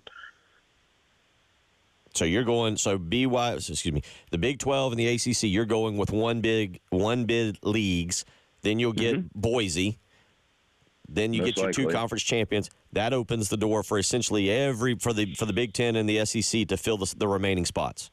Yeah, Yeah, and it's a cluster from there. We don't have enough time to get through it. But Carolina needs to win this weekend, and a 6-game winning streak is going to put you right in the thick of that thing. We'll talk about it. Preston and I will talk about it. We may even see if we can get you back on for a segment on Friday, just to then let you give a prediction and see where we're at that point. Jamie, we always appreciate it, though. That's good. Hey, most importantly, happy Thanksgiving, everybody. Take care. Same to you, bro. Yep. Happy Thanksgiving. We'll come back. Got some Thorns, buds, and a lot of Thorns. Oh, hour 3 is going to be fun.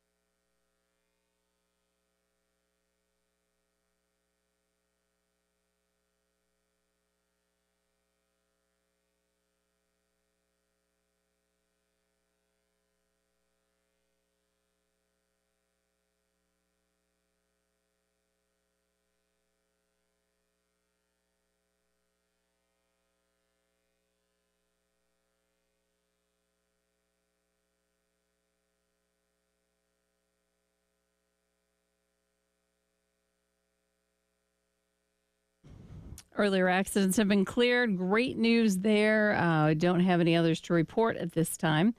And forecast-wise, some clouds, 74 for the high today, 55 tomorrow, 70 for Tuesday with maybe some morning showers possible, 66 for your high on Wednesday, and again, showers could return for Thanksgiving. And a high of 71 that day before it cools down a little bit and we get more into the mid to upper 50s for the weekend. But currently sitting at 40 on 107.5 The Game.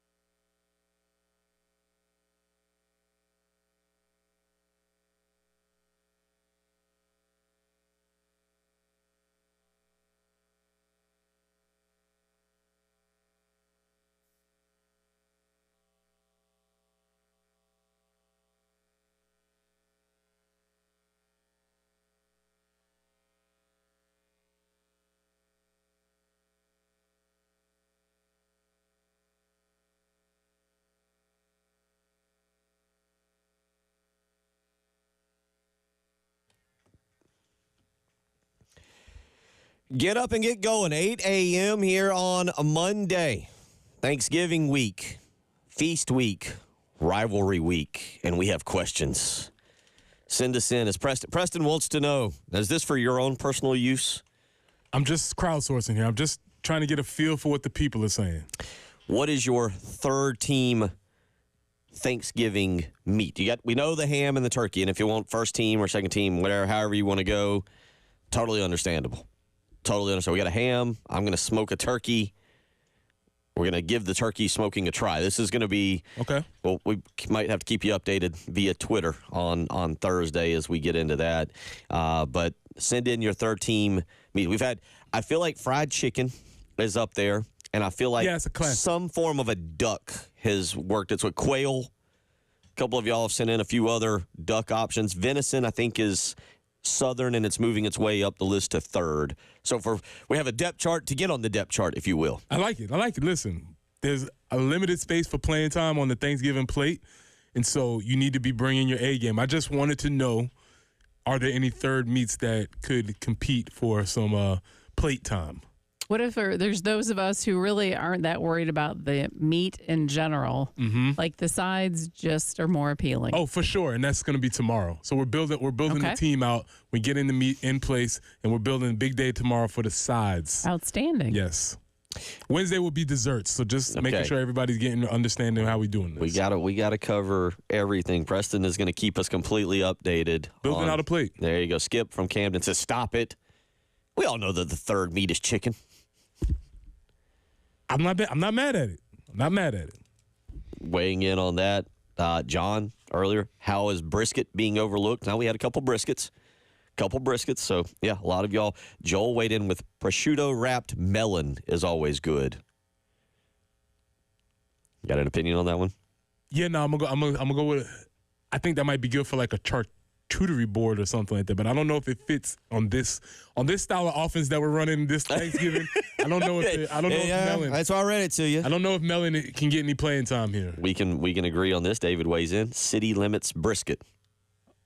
Always good. You probably don't make that, but the City Limits is making it.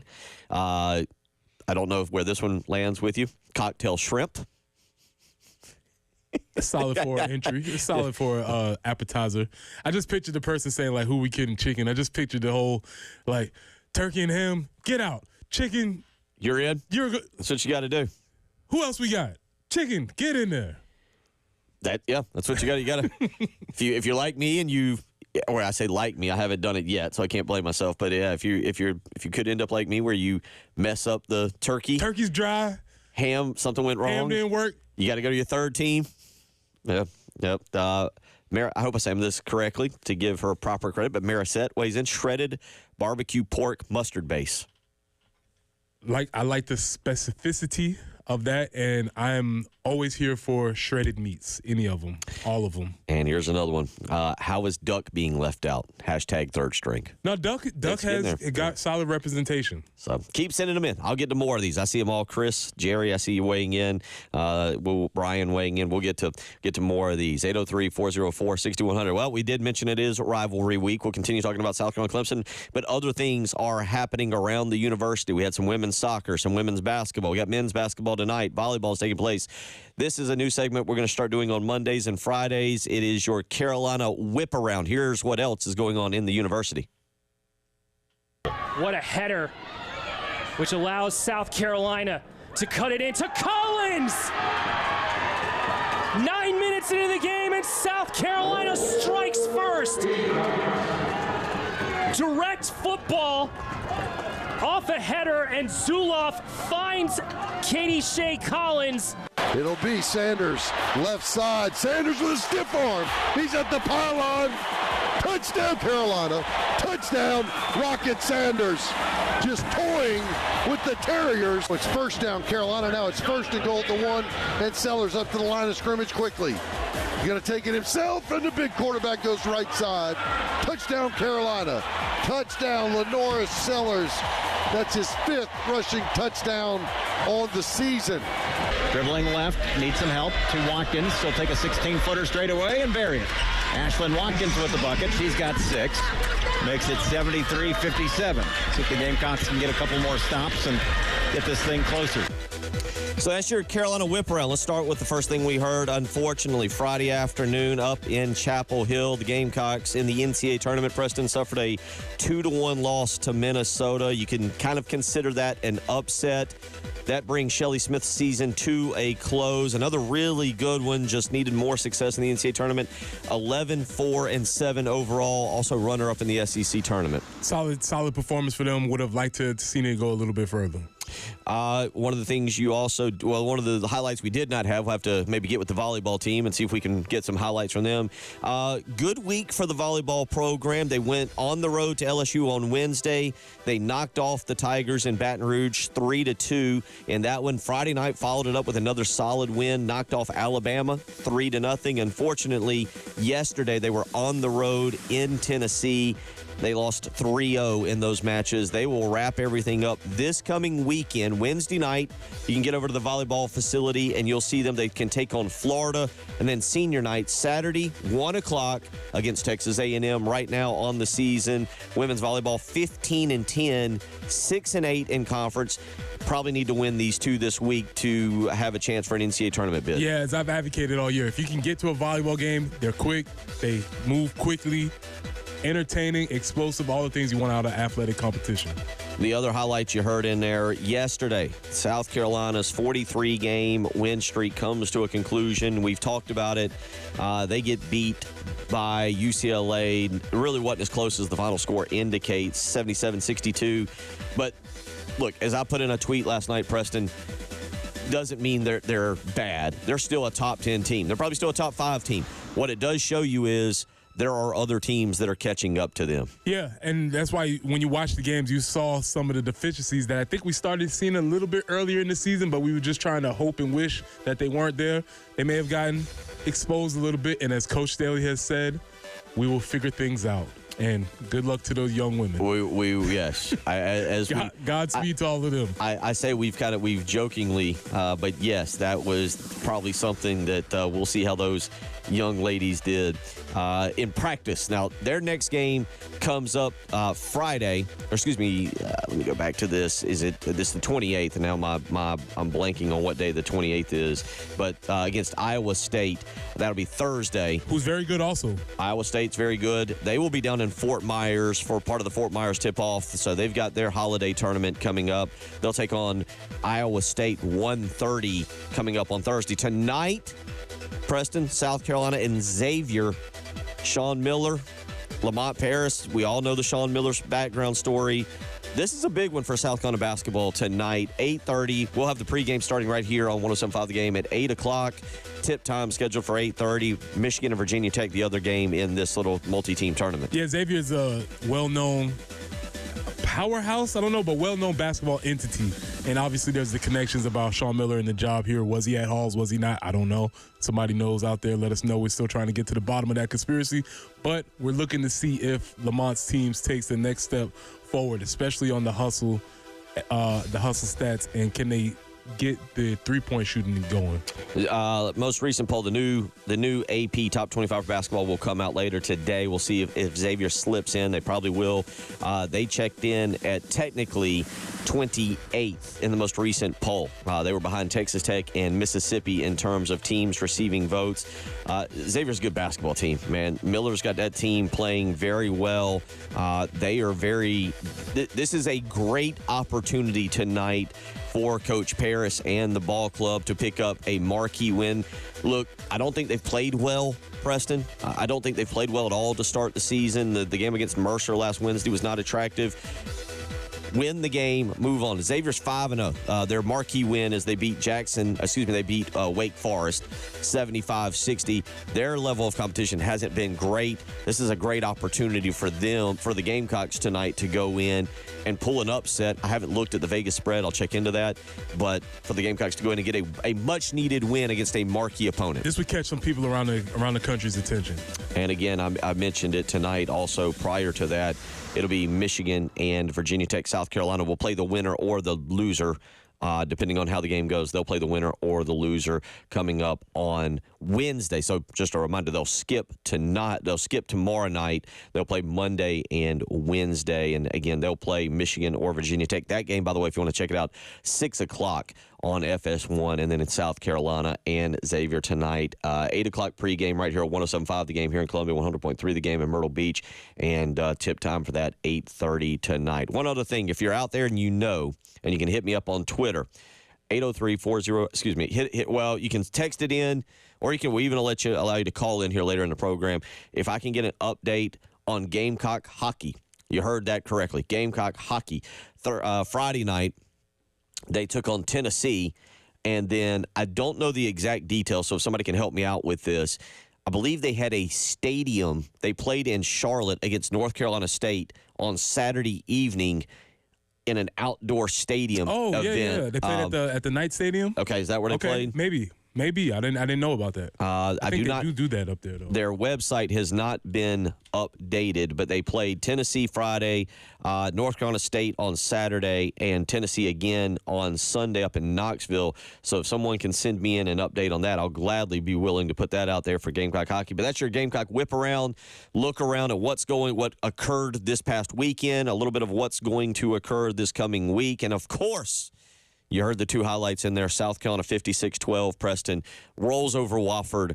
Was there a moment you ever doubted? We always ask about when you felt good with the game. Was there a moment you ever doubted what could take place? It was 3-0 and 14-9.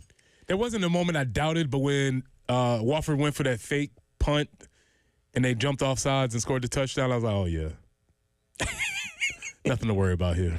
That was one of those things, yeah, where again, much like Dawn Staley probably flying back from UCLA, rubbing her hands together, just thinking of practice schedules. Could not have a more perfect scenario. They run the fake point, convert it, but then it gets called back, so it doesn't count against you. But you can point it out in film and say, "See, this is what I've been trying to tell you." Well, he warned about it in his one of, I think on the Carolina Calls or something. Perfect scenario for a coach.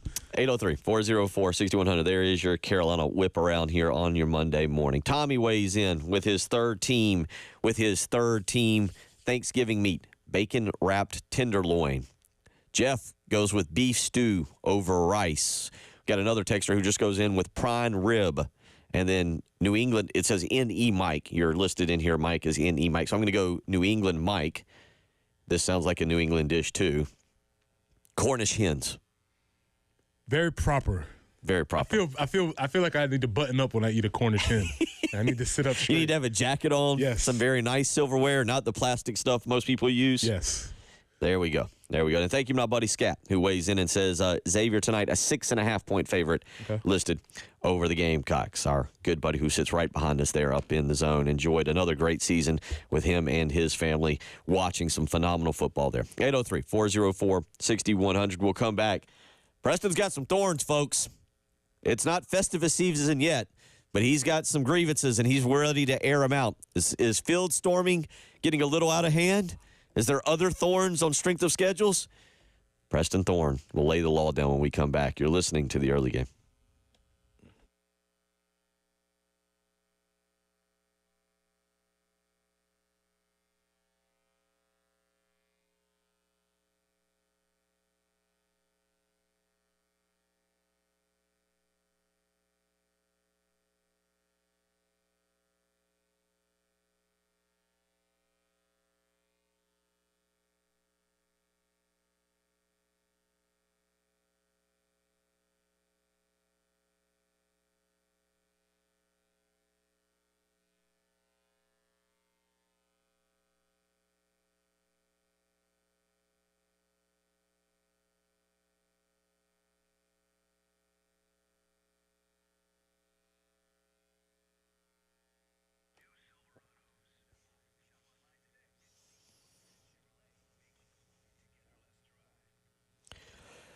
Bill Gunner for AAA Heating and Air. Right now, they are on the hunt to find the oldest AC unit in their Midlands service area. Do you think you have an old air conditioner heating unit that could be the oldest? Well, guess what? They've got a contest just for you. Go to myoldair.com and complete the online entry form. AAA Heating and Air will draw a winner at random for every 100 entries. It's just that simple. All you got to do is go to myoldair.com, complete the online entry form, and for every 100 entries, AAA Heating Air is going to pull a winner. Again, go to myoldair.com. Contest is for a limited time only. Only residents in the AAA Heating and Air service area are eligible to enter. You need to see the terms and rules on their website for a full list of the contest rules. Go to myoldair.com. Again, if you think that your heating and air unit is living on borrowed time and you've got the oldest heating and air unit in the Midlands, sign up for AAA Heating and Air's contest. Go to myoldair.com.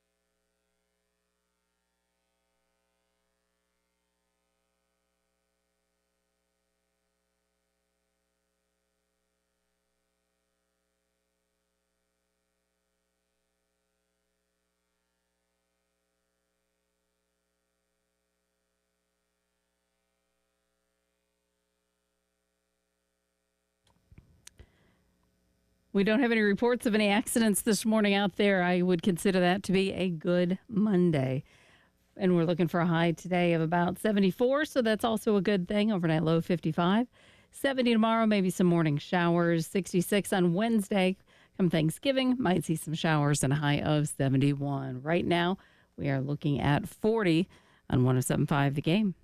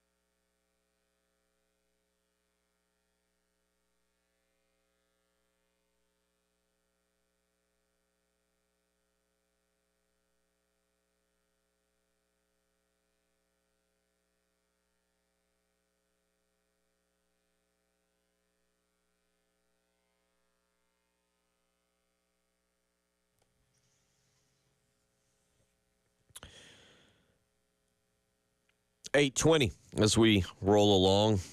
And, do want to remind you about the Lawyer Lisa Special Teams Contest. Well, it's been 11 games, and we don't have a special teams touchdown just yet. It took a long time to have that grand slam hit, but they finally did it. And we haven't had a special teams touchdown just yet. So that means the pot's now $1,200. You could still win the money. Go to 1075thegame.com. If South Carolina scores a special teams touchdown, someone could win $1,200. Again, go to 1075thegame.com and get registered today. As far as I know, we don't have a basketball contest. That's all I'm going to say. We don't have a basketball contest, so maybe a good thing. But thank you to Lawyer Lisa, Josh Brown, the whole team over there with Lawyer Lisa for doing the special teams contest this year. If South Carolina scores a special teams touchdown and you are registered, go to 1075thegame.com and get yourself registered. And if the Gamecocks score a special teams touchdown this weekend, why not? You could win. We will pull a winner, and you could win $1,200. 803-404-6100. Our buddy, Hot Sauce Ross, as you can tell, he's going to not just send in something simple. He sends in for his third meat, venison loin stuffed with jalapeno and cream cheese wrapped in bacon. I'd like any combination of jalapeno and cheese and cream cheese. I'm usually here for. 803-404-6100. We're going to get to Thorns, Buds, and Roses here in a second. Also, Steven has a thorn that's a very good one. We'll get to us, or somebody did, that was a very good thorn, and I'll make sure we get into that as well. But let's get out to the phone lines real quick. Let's get an update. I did this kind of myself, but let's get into some hockey. Patrick has got me an update. Patrick, thank you for listening, for calling in. Give us an update on the weekend in hockey. Okay, so that Stadium Series game against the Wolfpack, they won that game 6-2.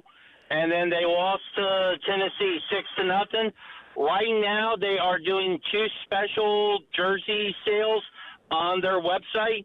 And actually, if you want to get the link to them, they're on Twitter at Cock Hockey, and that's their Twitter handle. Yeah, go there, do it. Yeah, I looked it up during the break, and you're exactly right. If you go to, it's at Cock Hockey is where you can go and check them out. And you're right. They've got the jersey specials right there at the top. It says it's that time of the year. Jersey sale is live. Grab a black or cream jersey now through the link. Pretty cool uniforms, Preston. Those might be the best the Gamecocks have in any sport. Patrick, real quick, what is the record for the team on the year? Do you know? I don't know, but I did. I just saw the results. Also, there's a link to get the special jerseys they wore for the stadium game against NC State. They are garnet shoulders with white, either white with garnet shoulders, pinstripes with South Carolina on them. They're starting at $100, and they're going up for auction starting December 2nd. They look very awesome in them. So if somebody wants to get a special gift for Christmas, I would recommend, if you got a hockey fanatic, get one of these jerseys. Well, they do look, you're right, garnet shoulders, white jerseys, pinstripes, really unique thing. Patrick, we appreciate the updates. Please keep us updated on how they're doing. By the way, that I didn't know this, and I wish we'd have known to just promote it, but that NC State game was streamed live on ESPN+. So, Patrick, we appreciate it. Please continue to keep us updated on how Gamecock hockey is doing, as we want to, just like we did with volleyball and women's soccer and men's soccer and everything, we want to keep all of the fans updated on everything. Let's get one more phone call in real quick. Brian wants to weigh in. 2 questions and a third meat. What do you got for us, Brian? Hey, guys. Hey, I called in and said the hog, and then I also said about the oysters. I'm really surprised that oysters haven't come up more. Being in South Carolina and growing up around the Low Country, we had a family reunion, and the men were always preparing the hog at night, and we ate oysters while we were doing that. The women were inside making the casseroles and the cakes and all that. And then the next day you have a pig picking, and you have some turkey and that kind of thing. I'm really surprised that oysters haven't come up more on your poll. But my 2 questions, I've got 2 concerns. Basketball, women's basketball. I watched that game yesterday. I'm worried about our bigs. These teams that we've got to play coming up, I'm worried. Any team that has a big, we're going to have trouble with them. And I'd like to get y'all's thoughts on that. And the Clemson game, I think we beat Clemson. I really do. But with what I saw with Walford, and everybody knows we played Walford, but if we get out to that kind of start, and with the penalties and the mental mistakes that our players seem to make in that game, Clemson will jump on us quick. I'm worried about that. If y'all could give me some thoughts, I'd appreciate it. And happy Thanksgiving, guys. Talk to y'all later. Appreciate it. I tell you what, here's what let's do. Let's push Thorns, Buds, and Roses back a segment so you got time there. Perfect. Real quick, though, going back to what Brian just asked, I attributed that to the emotions of senior night in the afternoon, and it was still a really good crowd and everything. How did you see that? The early mistake there, the allowing the missed tackle, and then the long run that set up the field goal, the early interception. I just looked at it as like, it's senior day. This is the kind of kooky stuff that happens. They'll settle in. Two things. The slow start, I would attribute to that. But as Brian noted, what I would keep my eye on is the penalties. They kind of slipped back into doing some of the things that they had done earlier in their year. So that's something that there were about, 8 penalties in the game? Yeah, so that's something that I would pay maybe, and it might have been because they weren't, because their focus was elsewhere or whatever the case was. So that's something that you would hope that they don't revert back to that, because he's right. If they do, that's something that Clemson obviously has the talent to take advantage of.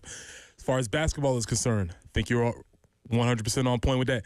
It's very hard to replace 6'7" skilled. And when we've always had that dominant presence inside, what we're trying to do is figure out how do you replace that with team defense instead of having essentially an eraser. And what's really interesting, because we saw it happen to us, which it never happens to us. When you watched us play against other teams, it would always be really shocking how many shots teams didn't take. Not the shots that got blocked, but just how many times the girls were like, let me think better of this. There's a couple of shots, yeah. And we did that yesterday a couple of times, and I'm not used to seeing that. When you have that dominant big in there, it makes people reconsider some of the shots that they would normally take. Appreciate the phone call. And oysters, a couple of it. Look, I'm a huge fan of the oysters, and a couple of people weighing in. Texter said, oyster roast is a tradition for us on Black Friday. Like okay, that. Yeah, that's a solid deal. Yeah, good idea there. And yeah, oysters are. We've got some leftover oysters from Old Timey Meat Market, but we're going to use them for as an oyster stuffing or dressing. I'm not dressing, I think. I just know we have leftovers, and I know that they're going into one of those. Do the oyster dressing, you'll be good. Into one of those, we're going to do that. 803-404-6100 is how you can weigh in. We'll come back. We will get to those Thorns, Buds, and Roses. It is the early game.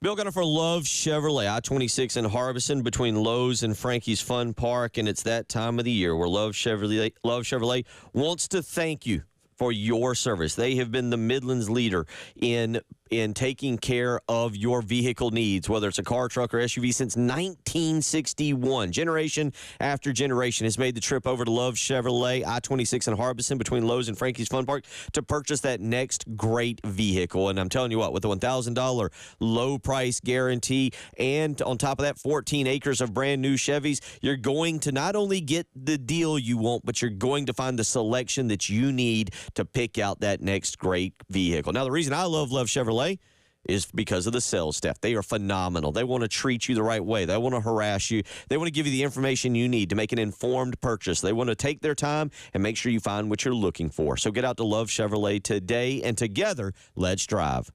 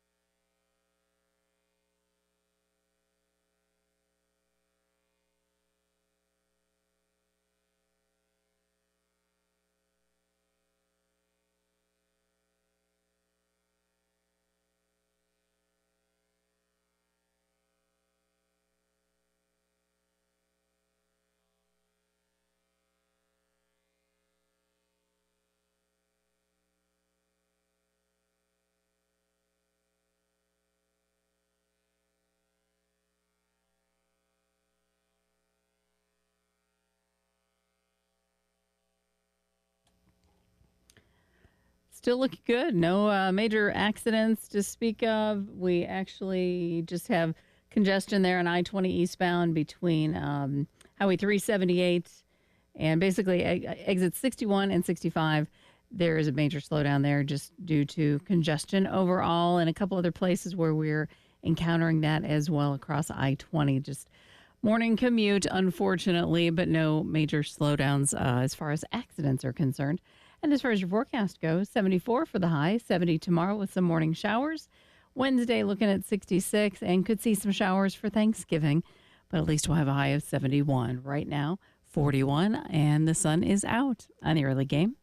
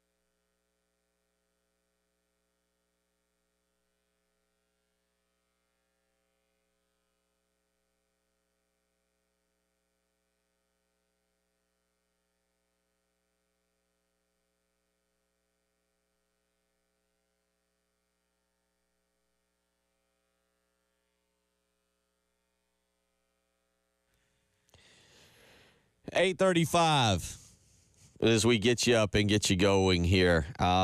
Schedule for the rest of the week as I get our other co-host, Brian Glenn, asks. Our schedule for the week. We'll be here Monday, Tuesday, Wednesday. We will take Thursday off, and we will be back bright and early on Friday morning, Black Friday. So if you're being... Jen, they don't do this anymore. Preston, it's not like it used to be even 10 years ago where people got up at 3 a.m. and ran to Walmart or Target or Best Buy to do Black Friday. I don't think that's nearly happening like it used to. Not as much, but there's still there. I live across the street from Best Buy, Target, etc. It's not what it was, but there's still some folks out. Are you still seeing that? Okay, and now it seems like Black Friday deals starting now, and it's like, okay, well then it's Black Friday week. Yeah, they started earlier, and I will also say that the stores open earlier on Thanksgiving. Oh, okay, and I still am not a fan. I'm not a fan of that either because obviously people have to work. Yeah, so I'm not a fan of that either. But that's kind of what I've seen because I live near Target and Best Buy over there, so you can sort of see the movement over there. Okay. So, that'll be our schedule for the week. We'll be here Monday, Tuesday, Wednesday, and then Friday morning if you're being taken out and having to go Black Friday shopping. You can sit in the car, listen to us. You can download us on your app, 107.5 The Game app. Take us anywhere. And you can even go on your phone, go to youtube.com and watch us at The Game TV. Radio is how you can do that. Powered by Integrated Media and sponsored by Shepherd's Glass.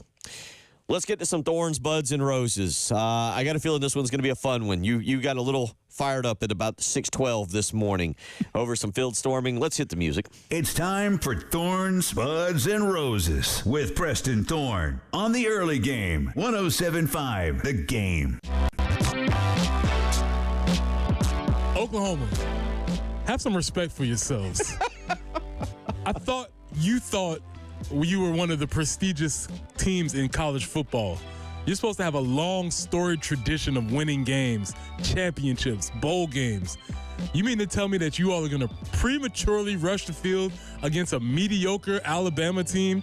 Is this what your program has come to? Did we break you all that bad earlier this year where any win is just a good win for you? I can't believe that I saw that from such a storied program like Oklahoma. But it wasn't just Oklahoma. Arizona State, come on. You don't have the tradition. You did beat a team that was undefeated. I will give you that. But storming the field? And in this case, I guess, Bill, I have to be objective. South Carolina, we're past that stage in our career. Ooh. We have passed the field storming stage in our history. We're no longer doing that. We respect ourselves as a program. We can win big games. We have won big games. from this point moving forward, no longer storming the field. Mandate. No longer during the Shane Beamer era. Unless we get terrible again, which is always a distinct possibility for South Carolina. And if that were the case, it wouldn't be the Shane Beamer era anymore. Very true. Exactly. Very true. So no more field storming during the Shane Beamer era. That is over. Gonna have to run a analysis on how many times the field has been stormed this year. I feel like it's too much. You combine field storming with court storming, and it's too much, which leads me to my buds. Congratulations to the folks at UCLA. You acted like you've been there before. You snapped the 43-game streak, and you celebrated accordingly, and you did not storm the court. I think they were on at the end. I didn't feel like it was a court storm. It was a very delayed or confusing storming because I was with you at first. The initial shot, they weren't on the floor, and then they kind of came back at the very end. They shuffled onto the court. Yeah, it was like they thought the TVs had left. And they're like, now we can go. Well, only to be caught in like a commercial break. Congratulations to you all. You did it. You handled it with class. Congratulations. Good win. Maybe we'll see you all a little bit later. And that leads us to our buds. Nip the win streak in the bud. That's over. Plant something new. It's good for this team to get a new identity. They're not playing off what the old team has done. It's time for them to carve out their own lane. And so we're going to plant something new for this new group of students, a new group of players. This is going to be a new year. It's going to be different watching them. And so we as fans have to get used to this new women's basketball team who will be good, no doubt about that, but it'll be something different. So let's recalibrate whatever was and let this group have their own identity. And lastly, for roses, gonna do it one more time. We did it last week, but we're gonna do it again. We need 19 roses for the Bulldogs. Get up for the Bulldogs. South Carolina State won again. They officially clinched the MEAC last week. This week, they officially got their invitation to the Cricket Celebration Bowl after winning another game. 9-2 for the season. Have a chance to win 10 games for the year. Coach Chennis Berry's done a great job. My guy, Nate Sean Goddard, offensive line coach there. Been really, really awesome to see them do that this year, and the Bulldogs have an opportunity to do something really, really special for the program. So shout out, get up for the Bulldogs, 19th MEAC championship in history, but this one is special because it's a new coach coming from a new place and continued the legacy that they have. So roses for the Bulldogs and everybody for South Carolina State. Bill, those are our Thorns, Buds, and Roses. Yeah, you had Oklahoma, storied program, stored the field. Have some respect for yourself. Auburn stormed the field.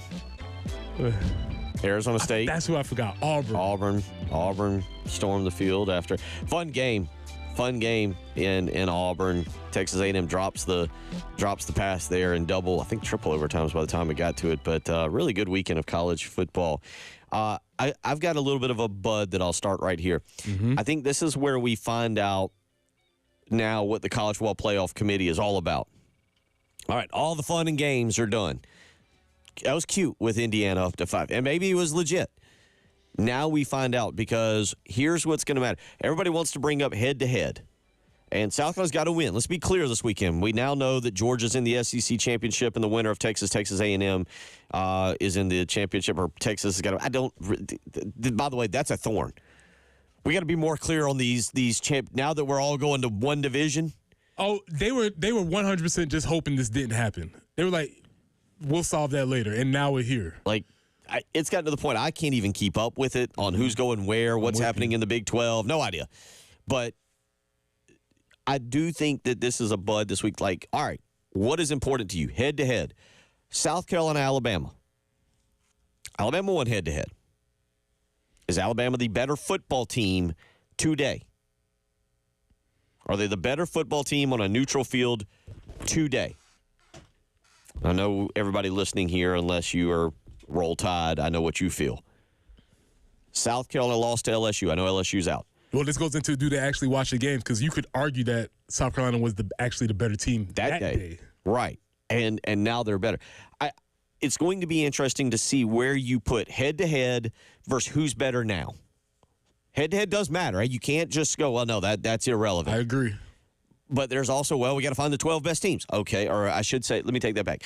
We got to find essentially the 7 best teams because you're going to have 5 at large. Well, that goes back to this question. Is this an invitational, like we're just trying to make the best product here, or is it a true tournament where we're getting the 12 best teams, because I think that even could be a shift on. And so you're right. We are going to find out what they are about. This is, I think, where all the fun in games. Look, I don't – if we want, I think it was Jamie said earlier, start doing the college football playoff earlier, the rankings.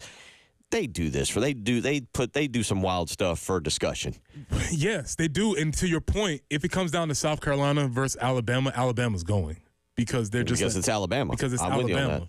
And so if this is a TV product and it's something that they want to get eyes on, way more people would be interested in seeing a fledgling Alabama as opposed to upstart South Carolina. Alabama at Indiana or Alabama at Notre Dame. That's just more in eyes. The cold would be, and that's you're very true on that. But I do think that there's my but now. All right, now we're going to learn a little bit about what matters here and what's most important, and what the committee, whether it's for 1 year or 2 years, whenever Jamie said maybe expand to 16 in 2026. Playing a little bud for 4 more teams to grow. I enjoy this, so who says I wouldn't enjoy 16? Why not? 803-404-6100. We'll come back. We'll wrap everything up. It's the early game.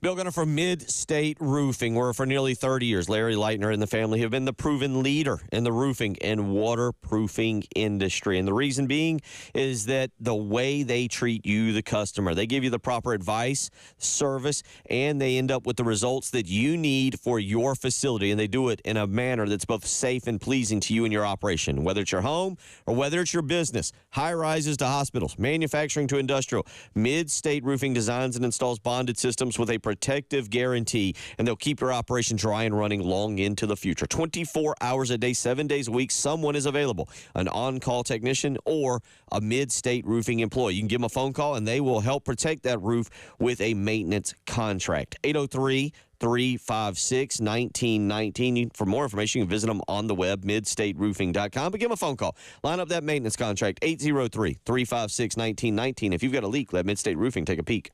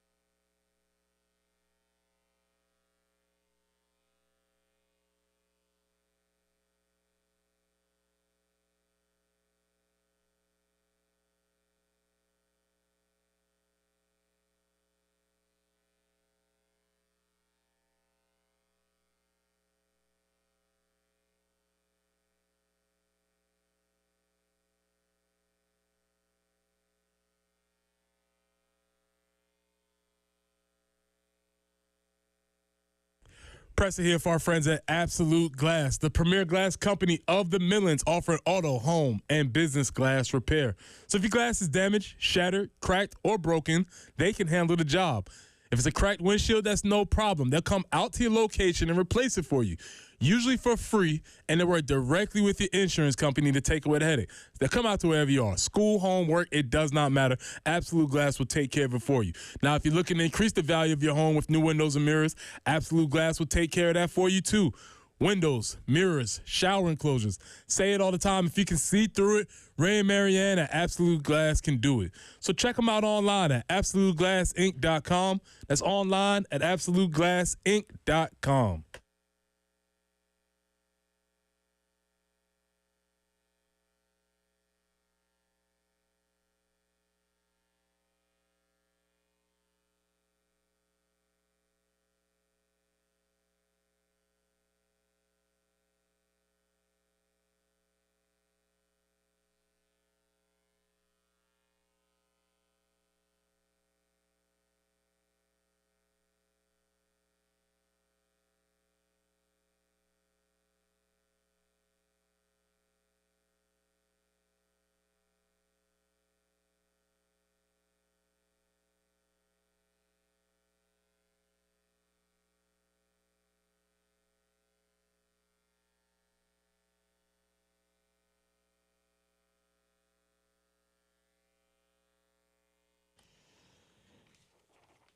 8:49 as we start to wrap things up here. Been a lot of fun discussing the third team meets for Thanksgiving, Preston Thorne. Third team meets. We know the first two are pretty solid. You can have 1A, 1B. That's up to you. We're not going to get into that. That's your business.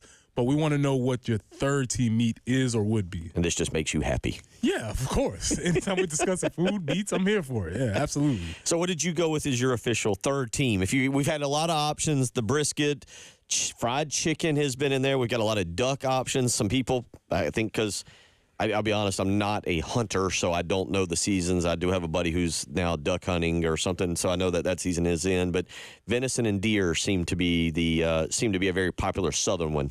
I go with any of them, honestly, but brisket would be my top one. Okay. And that's just because I love brisket. But any of those other ones, venison, duck, quail, I would need those handled by experts. Yes. Somebody that knew really what they were doing. Yeah. So that was today's discussion. What is the homework? Buddy, by the way, weighs in and goes liver and gizzards for the giblet gravy. But what is tomorrow's homework for everybody? Tomorrow's the star of the show. Sides. Oh yeah. Skill the playmakers. The playmakers. The meat. They truly are. The meat is like the O-line, D-line. You know, they're solid. We're going for the showstoppers tomorrow. Okay. Sides is tomorrow, so be prepared. What's the official? Do we have the official question so people can? Now I'm trying to figure out what it's going to be, but just consider it's going to be about sides. I don't know whether it's going to be a start bench cut. I don't know whether it's going to be a depth chart. Ooh. It's going to be something along those lines. It is Carolina Clemson week, but Thanksgiving meals take precedent. Yes. Thanksgiving. There you go. Preston agrees. It's a holiday, not just a meal. That's right, because we're anti-Will Muschamp in this building. Yes. It's not just a meal, it's more. A couple of y'all weighing in. Sadler T goes with a Boston butt. Chris weighs pulled pork with a bit of mustard sauce.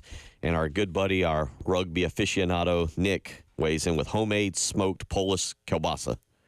Let's go. And then Paulie, in the heart of Gamecock Larry, goes liver pudding over grits. I feel like that's your breakfast. That's your Thanksgiving morning breakfast. Very underrated item, by the way.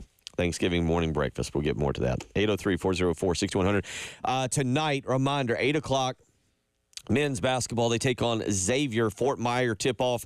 Michigan and Virginia Tech will be the lead game to that, 6 o'clock. And then, again, South Carolina and Xavier 30 minutes after that. We'll start our pregame at 8 o'clock. Tip time expected to be right around 8:30 for that. Haven't talked much about it this morning, but certainly that is this. We did mention it in our Gamecock whip around.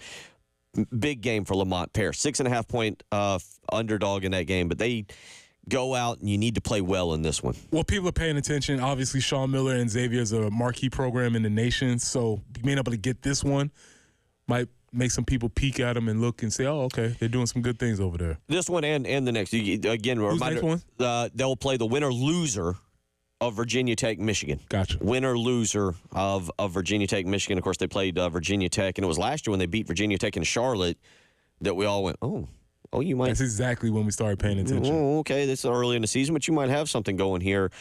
Tonight would kind of be that chance, too. You know, as the coaching carousel turns, you know, if you remember last year, we was kind of looking at Michigan like, hey, keep your hands to yourself over there. So. Yep, Lamont popped up. They ended up going with Dusty May there as well. Today officially starts Feast Week for, I think they started it last week with some of the tournaments, the Charleston Classic and the tournament down in Conway at Myrtle Beach or at Coastal Carolina. But the Maui Invitational, this is to me what's fun. Memphis and Connecticut today, 2:30 on ESPN, Preston. That'll be followed up by Colorado at Michigan State, 5 o'clock today, and then later tonight you get more fun out of the Maui Invitational. This is one of my favorite basketball tournaments. Huge game, 9 o'clock if you can make that. I mentioned Carolina's at 8:30, but Auburn at Iowa State. Auburn versus Iowa State it's listed at, but it's at the Lahaina Civic Center there in Maui. Number 4 and number 5, a showcase game for the SEC, who yesterday picked up a big win when Georgia knocked off St. John's, a ranked St. John's team. Patino got them ranked? Patino's got them ranked. didn't shoot the three worth a darn yesterday. They were 2 of 19. But it wouldn't be a slip of the tongue if I was like Patino, Petrino. That wouldn't be. They're all in there. It would be. Remember, at Arkansas, you've got Bobby Petrino That's what I'm saying. and John Calipari, all operating under the same athletic department. Wait. Let me be fair to Cal. Cal's not in the same category as Petrino and Patino. He's his own brand. He's his own entity. Yeah, but he's not in. They are in their own category. There we go. Keep weighing in. Keep weighing in on all of it. We'll get to some more of these tomorrow. I know it's a lot of fun weighing in on your third team. Your third team. Couple livered and gizzards and liver pudding and all that coming in at the very end. Nice. So nice. Been a lot of fun. A lot of fun. Appreciate y'all. We will get you still. We'll continue to get you fired up tomorrow. Carolina and Clemson coming up on Saturday. Y'all have a great Monday.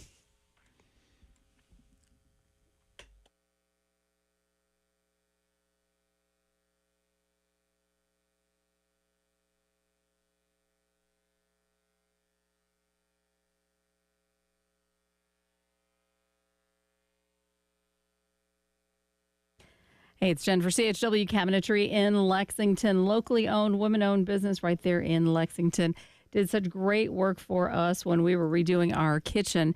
Had to have it completely gutted, and they helped us figure out what we wanted as far as a layout was concerned. Then we got that photorealistic rendering that I talk about.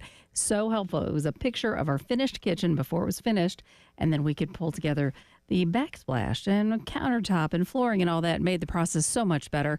But they do so much more than just kitchens. They do bathroom cabinetry, which they've done for us in 2 bathrooms now. They also can help make your cabinets more functional as far as in the pantry. Maybe your closet, you want to get rid of those wire hanging racks. They can help with that as well. If you're looking to make some updates, visit chwcabinetry.com or call them today at 803-520-6837. And, of course, be sure to tell them Jen Jensen sent you.